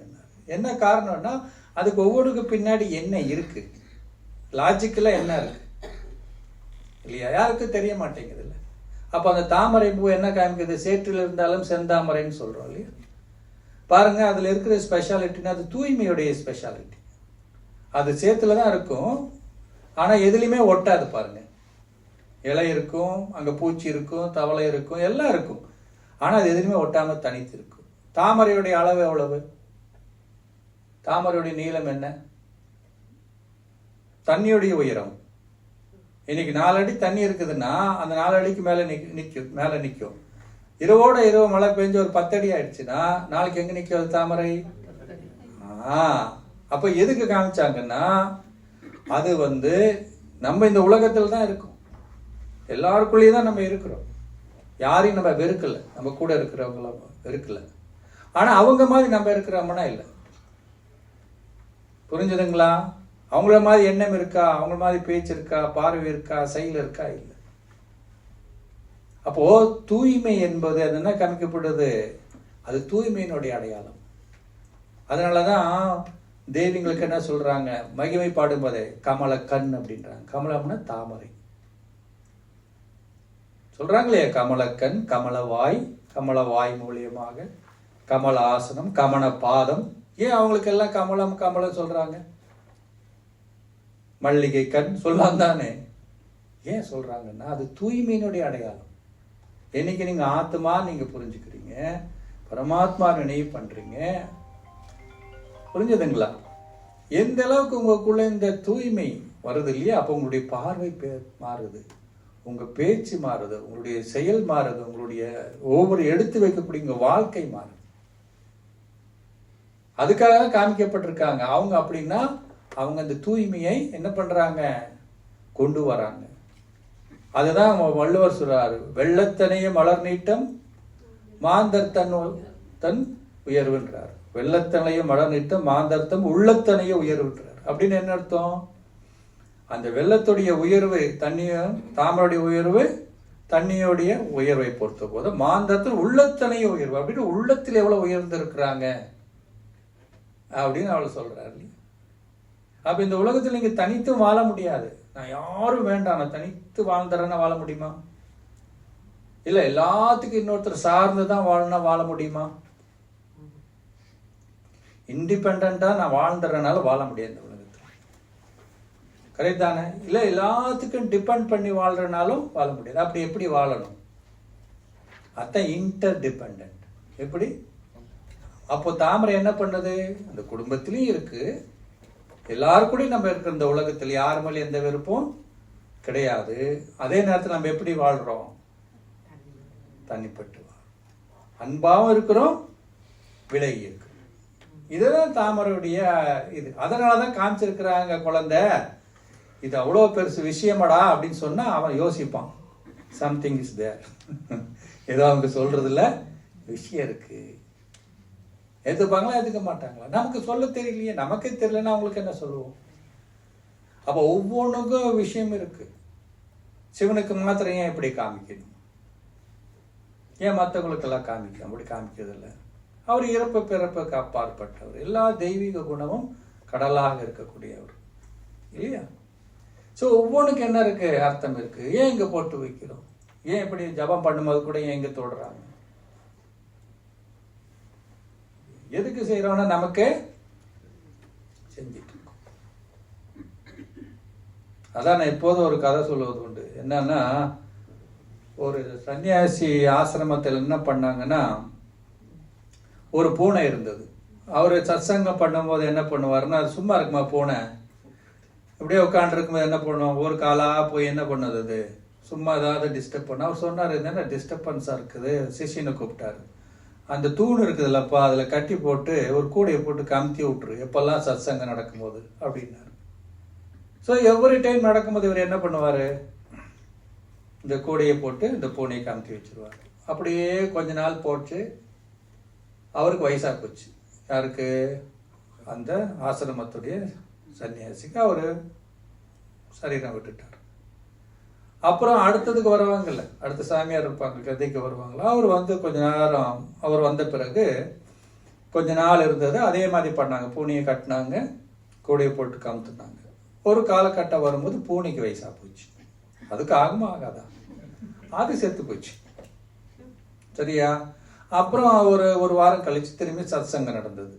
அப்போ கதையில் வந்து யார் உட்காந்தது? அந்த சன்னியாசி, 2வது சன்னியாசி கண்டினியூ பண்ணால் அவர் உட்காந்து வந்த உடனே பார்த்தாரு, மெல்லமாக ஒருத்தர் அங்கே பக்கத்தில் இருக்கிற சிஷியரை கூப்பிட்டார். அவர் சொன்னார், இவ்வளோ காலம் ஆசிரமம் இருக்கீங்க, இந்த மாதிரி பண்ணுறீங்க, இந்த சத்சங்கம் நடக்கும்போது கம்பத்தில் தூணில் பூனையை கட்டி ஒரு கூடையை காமித்தணும்னு கூட உங்களுக்கு தெரியாதான்னு. இப்போ அது ஆரம்பிச்சது எதுக்காக ஆரம்பிச்சது? அந்த டைம்ல ஒரு பூனை இருந்தது, அவர் டிஸ்டர்ப் பண்ணது, கட்டி என்ன பண்ணாரு. அப்ப நாள் போக போக என்ன ஆச்சு அது? அப்ப எதுக்கு பண்றோன்னே தெரியாம, இப்ப நம்ம எதுக்கு பண்றோன்னு ஒன்னும் தெரியாது, எல்லாம் பண்றாங்க. இதுதான் அறியாமை என்ற இருள்னு சொல்றோம் இல்லையா? அறியாமை என்ற இருள். சிவனுக்கு மாத்திரம் ஏன் ராத்திரி கொண்டாடுறோம்? கிருஷ்ண ஜெயந்தின்னு என்ன? கிருஷ்ண ராமநவமின்னா ராமர் பிறந்த நாள். கரெக்ட் தானே? காந்தி ஜெயந்தி, மகாவீர் ஜெயந்தி எல்லாம் பிறந்த நாள் தான். எங்கேயாவது நைட்டில் பிறந்தவங்க இருக்கீங்களா? உங்கள் குழந்தைங்க யாராவது நைட்டில் பிறந்திருக்காங்களா? பிறந்திருக்காங்க. நீங்கள் நைட்டு கொண்டாடுறீங்களா, பர்த்டே கொண்டாடுறீங்களாம்மா? ஏன், அவர் நைட்டில் தானே பிறந்தாரு. பிறந்தது கொண்டாடுதுன்னா நைட்டு கொண்டாடுறீங்க, அது வேற விஷயம், சாயங்காலம் தான் கொண்டாடுவீங்க. ஆனால் சொல்றது என்ன, பர்த்டேன்னு சொல்கிறோம் இல்லையா? அப்போ ஏன் வந்து பாருங்க, கிருஷ்ணர் வந்து நைட்டு 12 மணிக்கு பிறந்தாருன்றாங்க, நைட்டில் தானே பிறந்தாரு, அவர் ஜெயந்தி கொண்டாடுறாங்க. சிவனுக்கு மாத்திரம் ஏன் ராத்திரி கொண்டாடணும்? கேள்வி வரதா இல்லை? சிவராத்திரி வரப்போகுது, எல்லாம் இங்கே வாங்க, பெரிய ப்ரோக்ராம் நடக்க போகுது, அந்த எக்ஸிபிஷன்லாம் போடுவாங்க, ரொம்ப நல்லா இருக்கும், ப்ரோக்ராம்லாம் இருக்குது, அவங்க பின்னாடி சொல்லுவாங்க, லீஃப்லெட்லாம் கீழே இருக்குது, எல்லோரும் நீங்கள் எடுத்துகிட்டு போங்க. ஸோ ஏன் கொண்டாடுறாங்க இல்லையா? அப்போ சிவன் என்ன அந்த அமாவாசை ஒரு நாள் இருட்டில் வராரா? சிவனுக்கு மாத்திரம் கண் முழிச்சிட்டு இருக்கோம், கரெக்டு தானே, தூங்காம. அப்புறம் உபவாசம் இருக்கிறோம், ஏன்? அப்போ சிவன் இந்த ராட்டில் வராரு, அமாவாசை இருட்டில் வராருன்னா இல்லை, அறியாமை என்ற இருளில் இந்த உலகத்துக்கு வராரு. துக்கம், கஷ்டம், கவலை எல்லாம் நிறைந்த இந்த உலகத்துல இறைவன் அங்கிருந்து வராரு. கண் எதுக்கு முழிச்சிருக்கணும்? இந்த கண்ணு முழிக்க சொல்லல, விழிப்புணர்வு, அவேர்னஸ். வந்து என்ன விழிப்புணர்வு கொடுக்குறாரு? நீ யாரு இல்லையா? கர்மத்துடைய விழிப்புணர்வு கொடுக்குறாரு. தன் வாழ்க்கைக்கு சந்தோஷமா இருக்கிறதுக்கான விழிப்புணர்வு கொடுக்க. நீ யாரு? ஆத்மான்ற விழிப்புணர்வு இல்லை, ஆத்மான்னு பாரு. கர்மத்தோடைய விழிப்புணர்வு கூட, அந்த கர்மத்தோடைய விழிப்புணர்வுல எப்போது இப்ப நல்ல கர்மம் செய்யும். இது எவ்வளவுக்கு எவ்வளவு இந்த கலியுகம்ன்ற இருட்டுல துக்கம், கஷ்டம், பிரச்சனை உலகமே இருக்குது. ஆனா இந்த விழிப்புணர்வுல இருக்கு நீங்க இன்னைக்கு பிராக்டிக்கல் லைஃப்ல நீங்க டென்ஷன் இல்லாம, ஸ்ட்ரெஸ் இல்லாம, ரொம்ப லைட்டா லேசா அமைதியா இருப்பீங்க. உபவாசம்னா என்ன? பட்டினி இருக்க சொன்னாரா? இருந்தா நல்லது, அது வேற விஷயம், ஒரு நாள் ஹெல்த்துக்கு நல்லது. ஆனா உண்மையான உபவாசம்னா என்ன அர்த்தங்க? விரதம்னா, விரதம் அன்னைக்கு ஏதாவது தொடுவோமா? தொட மாட்டோம். அப்ப விரதம்ன்றது எது? சாப்பாடு இல்லை. விரதம்னா எண்ணத்தில் கூட தீயதை தொடாதே, அதுதான் அதுக்கு அர்த்தம். புரிஞ்சுதுங்களா? இப்படி இருந்தா உங்களுடைய வாழ்க்கை என்ன ஆகும்? வெளிச்சத்துக்கு போ. நம்ம என்ன பண்றோம்? சிவராத்திரி அன்னைக்கு நல்லா 2 படத்தை போட்டு பார்த்து அடுத்த நாள் சொர்க்க வாசல் திறக்குமா? வாய் தான் திறந்து தூங்கணும், சொர்க்க வாசல் தான் திறக்கு. அப்ப நல்லா புரிஞ்சுக்க வேண்டியது என்னன்னா, ஒவ்வொன்றுக்கு பின்னாடி என்ன இருக்குங்க? அர்த்தம் இருக்கு. ஆன்மீக ஸ்பிரிச்சுவாலிட்டிக்கு ரிச்சுவல்ஸ் செய்யறோம், சடங்குகள் செய்யறோம். ஆனா அதுக்கு இருக்கக்கூடிய ஆன்மீக விஷயம் நமக்கு தெரியுதா? அப்ப எந்த அளவுக்கு இன்னைக்கு சிரிச்சுட்டே இருக்கீங்க பாருங்க, நாள் முழுவதும் இருக்கலாம். நாங்களும் அப்படிதான் இருக்கோம். எங்களுக்கு மாத்திரம் பிரச்சனை இல்லையா என்ன? எல்லாம் இருக்கு. ஆனால் உங்களை மாதிரி தான் பாருங்கள், எவ்வளோ தாய்மார்கள் எல்லாம் உங்களை மாதிரி குடும்பத்தில் இருக்காங்க, ஃபேமிலி இருக்கிறாங்க, பேரன் பேத்தி பசங்க சின்ன வயசுங்க எல்லாம் இருக்காங்க. இங்கே டெய்லி இங்கே ஸ்பிரிச்சுவல் கிளாஸஸ் நடக்குது சரிங்களா. இங்கிலீஷ் ஹிந்தி தமிழ் எல்லாம் நடக்குது. சண்டேயில் 300-400 பேர் வருவாங்க. மேலே பாருங்கள் இவ்வளோ பெரிய ஹால் இருக்குங்க. எல்லா குடும்பத்தில் இருக்காங்க, அவங்க வேலையை பார்ப்பாங்க இல்லையா. அப்போ கண்டிப்பாக என்ன வேண்டியிருக்கு? ஆத்மாவுக்கு சாப்பாடு வேண்டியிருக்கு. உடம்புக்கு சாப்பாடு வேணுமா வேண்டாவா? காலையில் சாப்பிட்டா திரும்பி என்ன பண்ணுறோம்? மதியானம் சாப்பிட்றோம். மதியானம் சாப்பிட்டப்பா திரும்பியும் 20 அதோட இருக்கிறோமா? 11 மணிக்கு ஒரு டீ, ஒரு 4 மணிக்கு 5 மணிக்கு பச்சி சொஜ்ஜி எல்லாம் கொஞ்சம் எல்லாம். ஆனால் உடம்பு எத்தனை மணி நேரம் வேலை செய்யுது? 8 மணி நேரம். 8 மணி நேரம் வேலைக்கு மூக்கு பிடிக்க 3 வேலை சாப்பிட்டு மனசு எத்தனை மணி நேரம் வேலை பண்ணுது? அதுக்காக சாப்பாடு கொடுத்தீங்களா? அப்போ மனசுக்கு சாப்பாடு என்ன? உடம்புக்கு சாப்பாடு தானே, நல்ல சாப்பாடு தானே சாப்பிடணும். ஜங்க் ஃபுட்டு சாப்பிட்டா இன்னைக்கு எவ்வளோ அவேர்னஸாக இருக்காங்க சாப்பாட்டில், ஹெல்த்தியான லைஃபுக்கு. அப்போ மனசுக்கு சாப்பாடு எதுங்க? எண்ணம். அப்போ நல்ல எண்ணம் தான் என்னது? மனசுக்கு நல்ல சாப்பாடு. கெட்டு போனது கொடுத்தா மனசு நல்லா இருக்குமா? கெட்டு போன சாப்பாடு என்ன ஆகும்? அஜீர்ணமாயிரம் ஆகாதா? பிரச்சனை வருமா வராதா? அப்போ இங்க கண்டிப்பா என்ன வேண்டியிருக்கு? நம்ம மனசுக்கு சாப்பாடு. அதனால எல்லாரும் வருவாங்க காலையில. இங்க 8 மணிக்கு எல்லாம் அவங்க வேலைக்கு போயிடுவாங்க. ஆன்லைன்ல கேட்குறவங்களும் இருக்காங்க. சண்டேல இங்க வருவாங்க 10 o'clock 9:30. சண்டே ஃபுல்லா அன்னைக்கு 1 வீக்குக்கு தேவையானதில் என்ன பண்ணிடுவாங்க? ஃபுல் பண்ணிக்கலாம். புரிஞ்சுதுங்களா? அப்போ காலை மாலை நம்ம என்ன பண்ண வேண்டியிருக்கு? கண்டிப்பாக நம்ம மெடிடேஷன் உங்கள் வீட்டில் நீங்கள் பண்ணணும். ஏன் இங்கே வர சொல்கிறான்னா, இங்கே வந்தால் நம்மள மாதிரியே பாசிட்டிவ் எனர்ஜி உள்ள மக்கள் வராங்க. ரெண்டாவது இங்கே தாதிங்கன்னு சொல்லி பெரிய பெரியவங்கெல்லாம் 40 வருஷம் 50 வருஷம் தவம் பண்ண இடம்.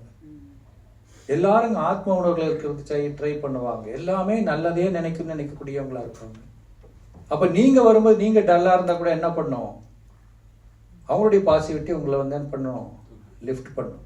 சரி, உங்கள் பாசிட்டிவிட்டி ரொம்ப ஹையாக இருக்குது, அப்போ வரலாமா வேண்டாவா? ஏன் வரணும்?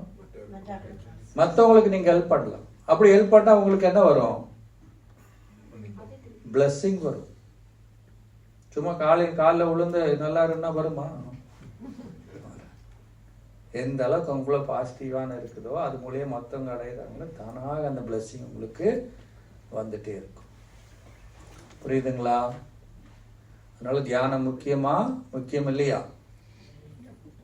வாழ்க்கையில எப்படி நமக்கு 2 பக்கம் இருக்கு.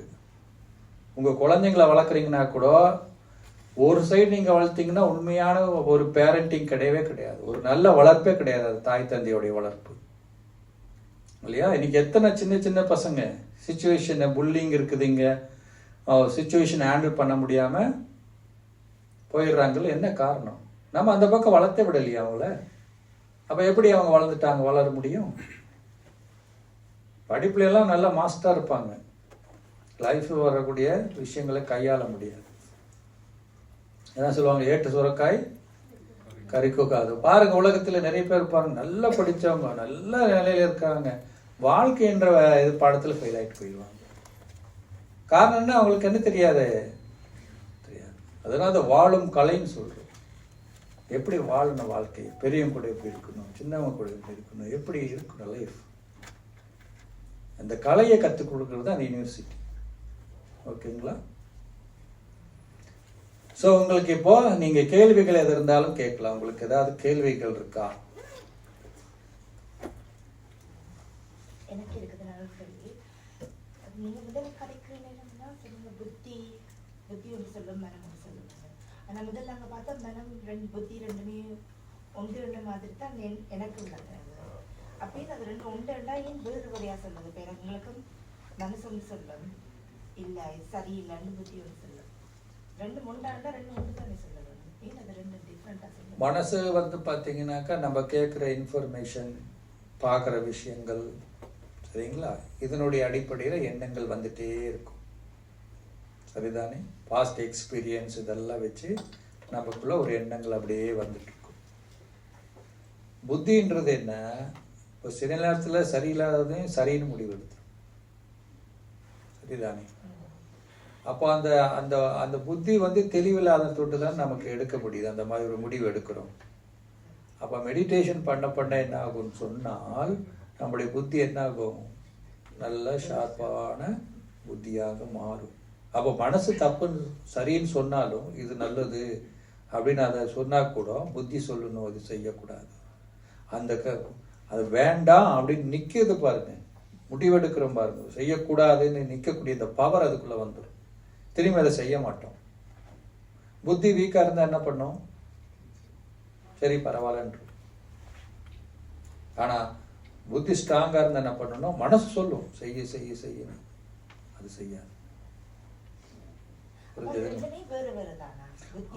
ஆமா, மனசுன்றது உங்களுக்கு பாருங்க நிறைய வக்கீல் மாதிரி அது இந்த தாட்டெல்லாம் போயிட்டே இருக்கும், சரிங்களா? ஆனா எங்க இருக்குது? ஆத்மாதான் முடிவெடுக்குது. முடிவெடுக்குதுன்னு சொல்றது ஆத்மா தான் சொல்றேன். ஆனா அது உங்களுக்கு பிரிச்சதுக்காக சொல்லப்படுது. நமக்குள்ள எண்ணங்கள் நிறைய வருது. இன்னைக்கு இங்க வந்திருக்கீங்கன்னு வச்சுக்கோங்க, வந்திருக்கீங்கன்னா உங்களுக்கு காலையில இருந்து நிறைய எண்ணங்கள் ஓடிட்டே இருந்திருக்கும். ஆனா நீங்க என்ன பண்ணிருப்பீங்க? இதெல்லாம் ஒண்ணு வேண்டான் இருப்பீங்க, சிலது இது செய்ய வேண்டான் இருப்பீங்க, ஒண்ணு நினைச்சிருப்பீங்க இன்னைக்கு இங்க வர்றதுக்கு முன்னாடி இந்த வேலையை முடிச்சுட்டு அங்க போயிடலாம்.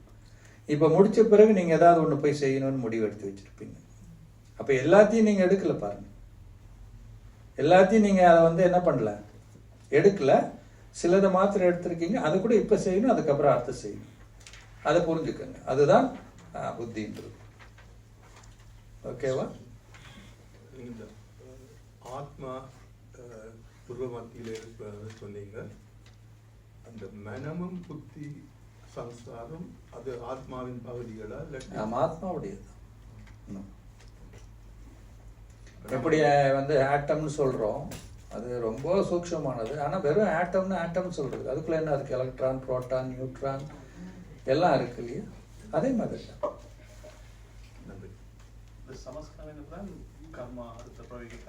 அது கண்டினியூ ஆகும்.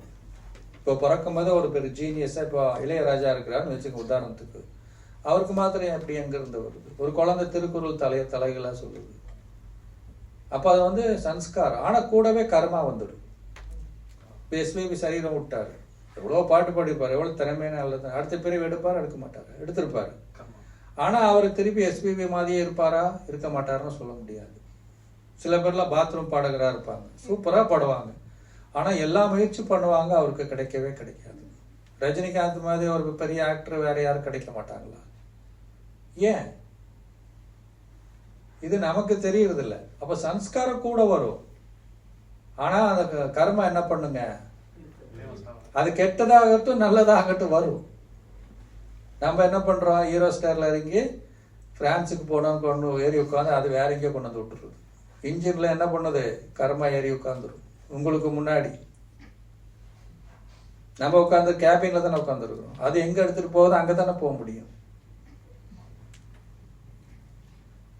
புரிஞ்சுதா? ஆமா, அதான் வச்சுதானே சொல்றோம். ஆத்மா தானே செய்யுது. எது? நீங்க கிரேட் சோல், இங்க வந்திருக்கீங்கன்னா நிறைய புண்ணியம் பண்ணிருக்கீங்க, புண்ணியத்தோட்டு தான் பண்ணிருக்கீங்க. இல்லைன்னா அந்த நாலேஜ் கேட்க முடியாது. புண்ணிய கணக்கு இருக்கிறதானே நீங்க ஸ்பிரிச்சுவலா வந்து நீங்க நினைக்கல யார் மூலியமா நம்ம வந்துட்டோம், கிடையாது. உங்களுக்கு நல்ல கணக்கு இருக்கு. இந்த மாதிரி ஒரு இடத்துல வந்து நல்ல ஸ்பிரிச்சுவல் விஷயத்தை கேட்கறதுக்கும் பாய்க்க வேணும் இல்லையா? அது கூட ஆத்மால என்ன இருக்கணும்? புண்ணிய கணக்கு இருக்கணும், இருந்தாதான் வர முடியும். விட்ட குறை தொட்ட குறைன்னு சொல்றாங்கல்ல, அதெல்லாம் என்ன? அது அதெல்லாம் நமக்கு வருது, கூட வந்தாதான் நீங்க வர முடியும்.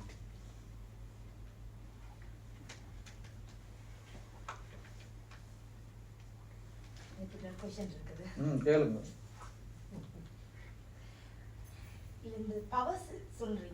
ஆமா, இப்ப இதுல நான் இங்க உள்ள ஆக்களுக்குள்ளேயே இதுல கொஞ்சம் இருக்கு, கொஞ்சம் இருக்காது.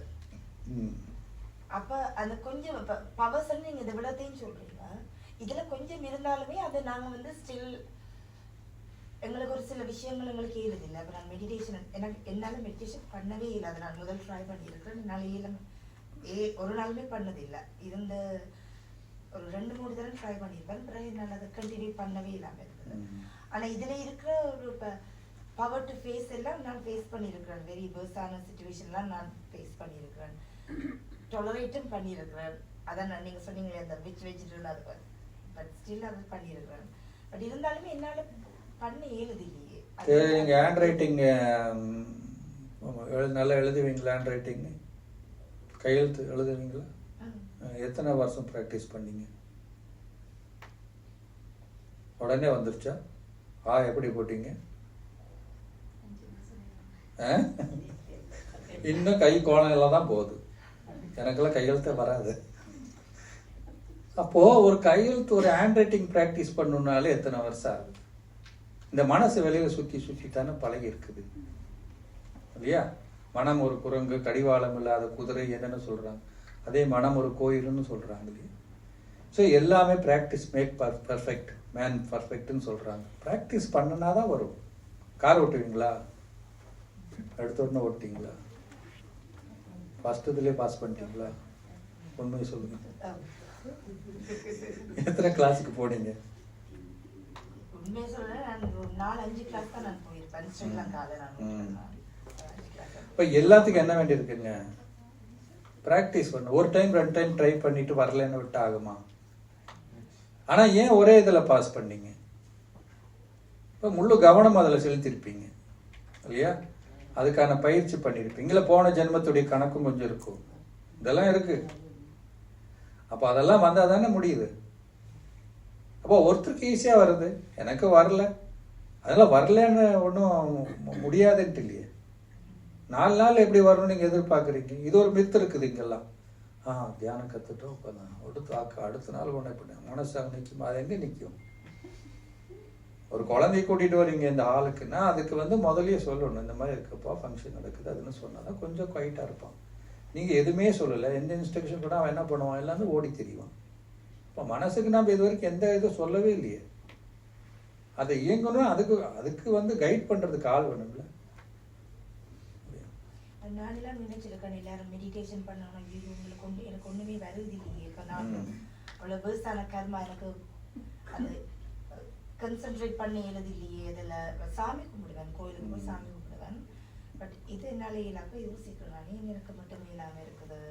இவ்வளோ கர்மாதம் விடுறது இல்லையோ, பாவம் பண்ணிருக்கிறோம். இல்லை, நமக்கு என்ன வேணும்னா எது ஒரு தொடர்ச்சியான ஒரு முயற்சி வேணும். அதில் இன்ட்ரெஸ்ட் வேணும். அதே மாதிரி எக்ஸ்பெக்டேஷன் நிறைய வைக்கக்கூடாது. ஸ்லோவாக தான் எதுவுமே நமக்கு என்ன ஆகுங்க வரும். சும்மா எதுவுமே உங்களுக்கு சும்மா தான் சொல்ல முடியுமா? அப்படி ஆகிடுவீங்க இப்படி ஆகிடுவீங்க அதெல்லாம் இல்லை. ஒவ்வொன்றா அண்டர்ஸ்டாண்ட் பண்ணணும் இல்லையா? இன்னைக்கு போனீங்கன்னா இன்னொரு கேள்வி உங்கள் மனசுக்குள்ளே வரும். அதான் அவங்க அப்படி சொல்லியிருக்காங்களே, இங்கே எப்படி சொல்லியிருக்காங்களே. இப்போ நம்ம ஒன்று சொல்கிறோம், இப்படி இருக்கு. நீங்கள் ஆத்மா, இறைவன் அங்கே இருக்காரு, பரமாத்மா அங்கே இருக்கிறாரு, அவர் நினைங்க. நீங்கள் உண்மையாக மெடிடேஷன் பண்ணுறீங்க, கரெக்டாக நீங்கள் மெடிடேஷன் பண்ணுறீங்கன்னு எப்படி கண்டுபிடிக்கிறது? என்னங்க எதுக்கெடுத்தாலும் டென்ஷன் ஆகிட்டே இருப்பீங்க, எதுக்கெடுத்தாலும் மூக்கு மேலே கோபம் வரும். இப்போ அதெல்லாம் காணுமே அப்படின்னு யார் கேட்பாங்க? உங்கள் கூட இருக்காங்க பாருங்க, உங்களை பார்த்தவங்க கேட்பாங்க. அப்போ நீங்கள் புரிஞ்சுக்கலவோ அந்த மருந்து வேலை செய்யுது, ஓகே இது ஏதோ நடக்குதுன்னு. மற்றபடி ஜீம்பு மாதிரிலாம் ஒன்றும் இங்கே நடக்காது. உங்கள் பிரச்சனை இருந்துக்கிட்டு தான் இருக்கும், சூழ்நிலைகள் இருந்துக்கிட்டு தான் இருக்கும். ஆனால் உங்களுக்குள்ள என்ன இருக்கும்? உங்களுக்கு அறியாமையே அந்த மாற்றம் வரும். ஸ்லோவாக ஒரு விஷயம் வருது, அதை வச்சு மண்டையில் போட்டு உருட்டிகிட்டே இருப்பாங்க மாதக்கணக்காக. இப்போ அது வந்துச்சுன்னா ஓகே எடுத்துக்கிறீங்கன்னா உங்களுக்குள்ள என்ன வந்திருக்கு? மெடிடேஷன் கரெக்டாக வேலை செய்யுது, ஞானத்தை நல்லா புரிஞ்சிருக்கிறீங்க, அண்டர்ஸ்டாண்ட் பண்ணிருக்கீங்க. இதுதான் வெளிப்பாடு இல்லையா? அதுதான் நமக்கு தேவை. நம்ம லைஃபுக்கு என்ன வேணும் அதுதானே தேவை. அதுதானே கடவுள்கிட்ட கேட்டோம். வேற என்ன கேட்டீங்க? அப்படின்னா மெடிடேஷன் போனால் அப்படியே இதெல்லாம் இல்லை இல்லையா?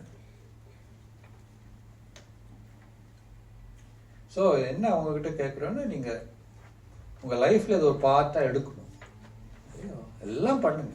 24 மணி நேரம் இறைவன் சொல்றாரு, உங்க குடும்பத்துக்கு 8 மணி நேரம் செலவு பண்ணுங்க இல்லையா? நீங்க உங்களுடைய வேலைக்கு போங்க, எல்லாம் பண்ணுங்க. அந்த 24 மணி நேரத்தில் 1 மணி நேரம் உங்களுக்கு செலவு பண்ணாலும் போதும். எப்படி மொபைல் சார்ஜ் போட்டிங்கன்னா உங்களுக்கு அது ஒரு நாளைக்கு யூஸ் ஆகுற மாதிரி நீங்கள் ஒரு டைம் சார்ஜ் பண்ணுங்க. எப்போ பண்ணுறீங்களோ ஆட்டோமேட்டிக்காக உங்களுக்கு என்ன ஆகும், இந்த நாள் முழுவதும் உங்களுக்கு என்ன இருக்கும், உங்களுக்கு வந்து இது ஹெல்ப்ஃபுல்லாக இருக்கும். ஒரு வேளை சாப்பிட்டு அப்படியே சாப்பிடாம விட்டிங்கன்னா, ஒரு வேளை ஸ்கிப் பண்ணலாம், 2 வேளை ஸ்கிப் பண்ணலாம், அப்புறம் என்ன ஆகும்?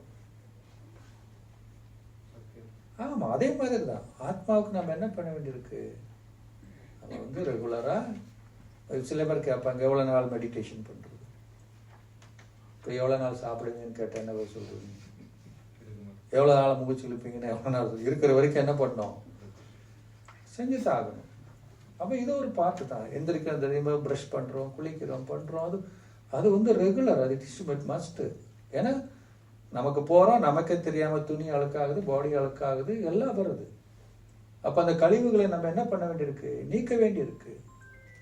அதே மாதிரி தானே மனசும் தானே, போகிறோம், நம்ம ஒன்றும் பண்ணலை, மனிதர்களை பார்க்குறோம், சூழ்நிலைகளை பார்க்கிறோம், பிரச்சனையை பார்க்குறோம், மனசு அழுக்காகுது இல்லையா? நம்ம ஒன்றும் விருப்பப்பட்டோன்னு துணி அழுக்காகணும் அந்த வந்தோம் இல்லையா? போடும்போது நல்லா ஃப்ரெஷ்ஷாக தான் போட்டோம், ஆகுது இல்லை, வாஷ் பண்ணி தானே ஆகணும். மனசு அதே மாதிரி பிரம்ம முகூர்த்தத்துல மெடிடேஷன் பண்றது நல்ல மண்டு கேள்விப்பட்டிருக்கேன். நைட்லயும் பண்ணலாமா? இப்போ ஒரு 10-12 மணிக்கு இப்போ நீங்க ஆபீஸ் போறீங்கன்னா எப்படி இருக்கும்?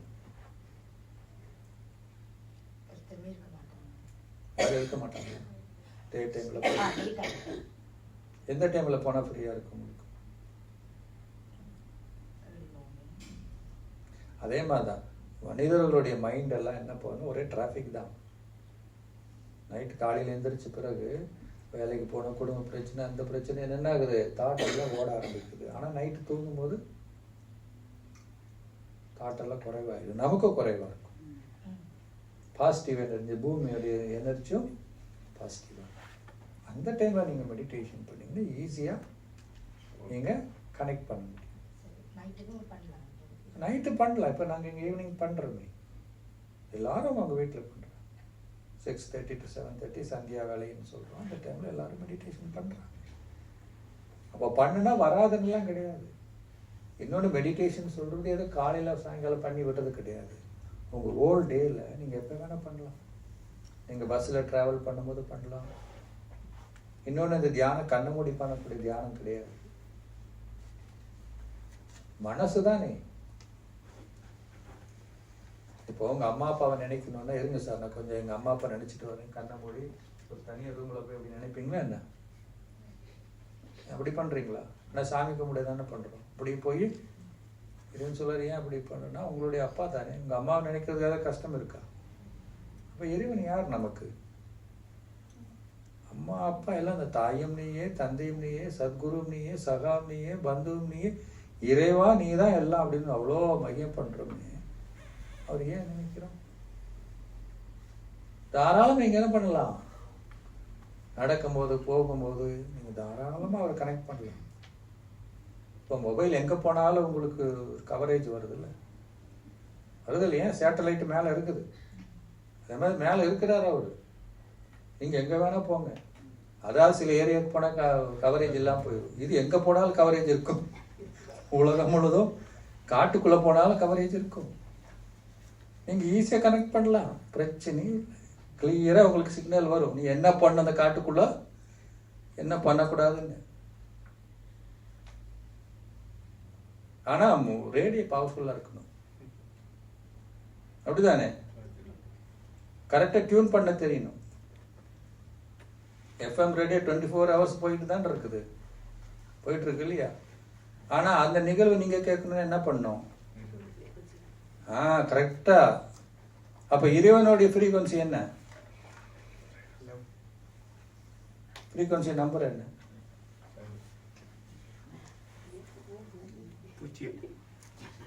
0. அவரது 0 தான். அப்போ அவர் கூட கனெக்ட் பண்ணணும்னா நீங்கள் என்ன பண்ணணும்? நீங்களும் ஜீரோ ஆகணும். உங்கள் ஃப்ரீக்வன்சி ஜீரோன்னு வரணும். இந்த உடம்புன்னு மறந்துட்டு ஆத்மா ஐஎம் பாயிண்ட் ஆஃப் லைட்னு வந்து அவர் கூட கனெக்ட் ஆகும். புரிஞ்சுட்டீங்களா? அவருடைய ஃப்ரீக்வன்சி நம்பர் ரொம்ப ஈஸி. ஆனால் உடம்பு நினச்சிங்கன்னா கனெக்ட் பண்ணவே முடியாது. ஓகே, சரி, ஒரு மெடிடேஷன் பண்ணி முடிச்சுட்டு அப்புறம் சொல்லாமா? ஸோ இப்போ நம்ம தெரிஞ்சுக்கிட்டே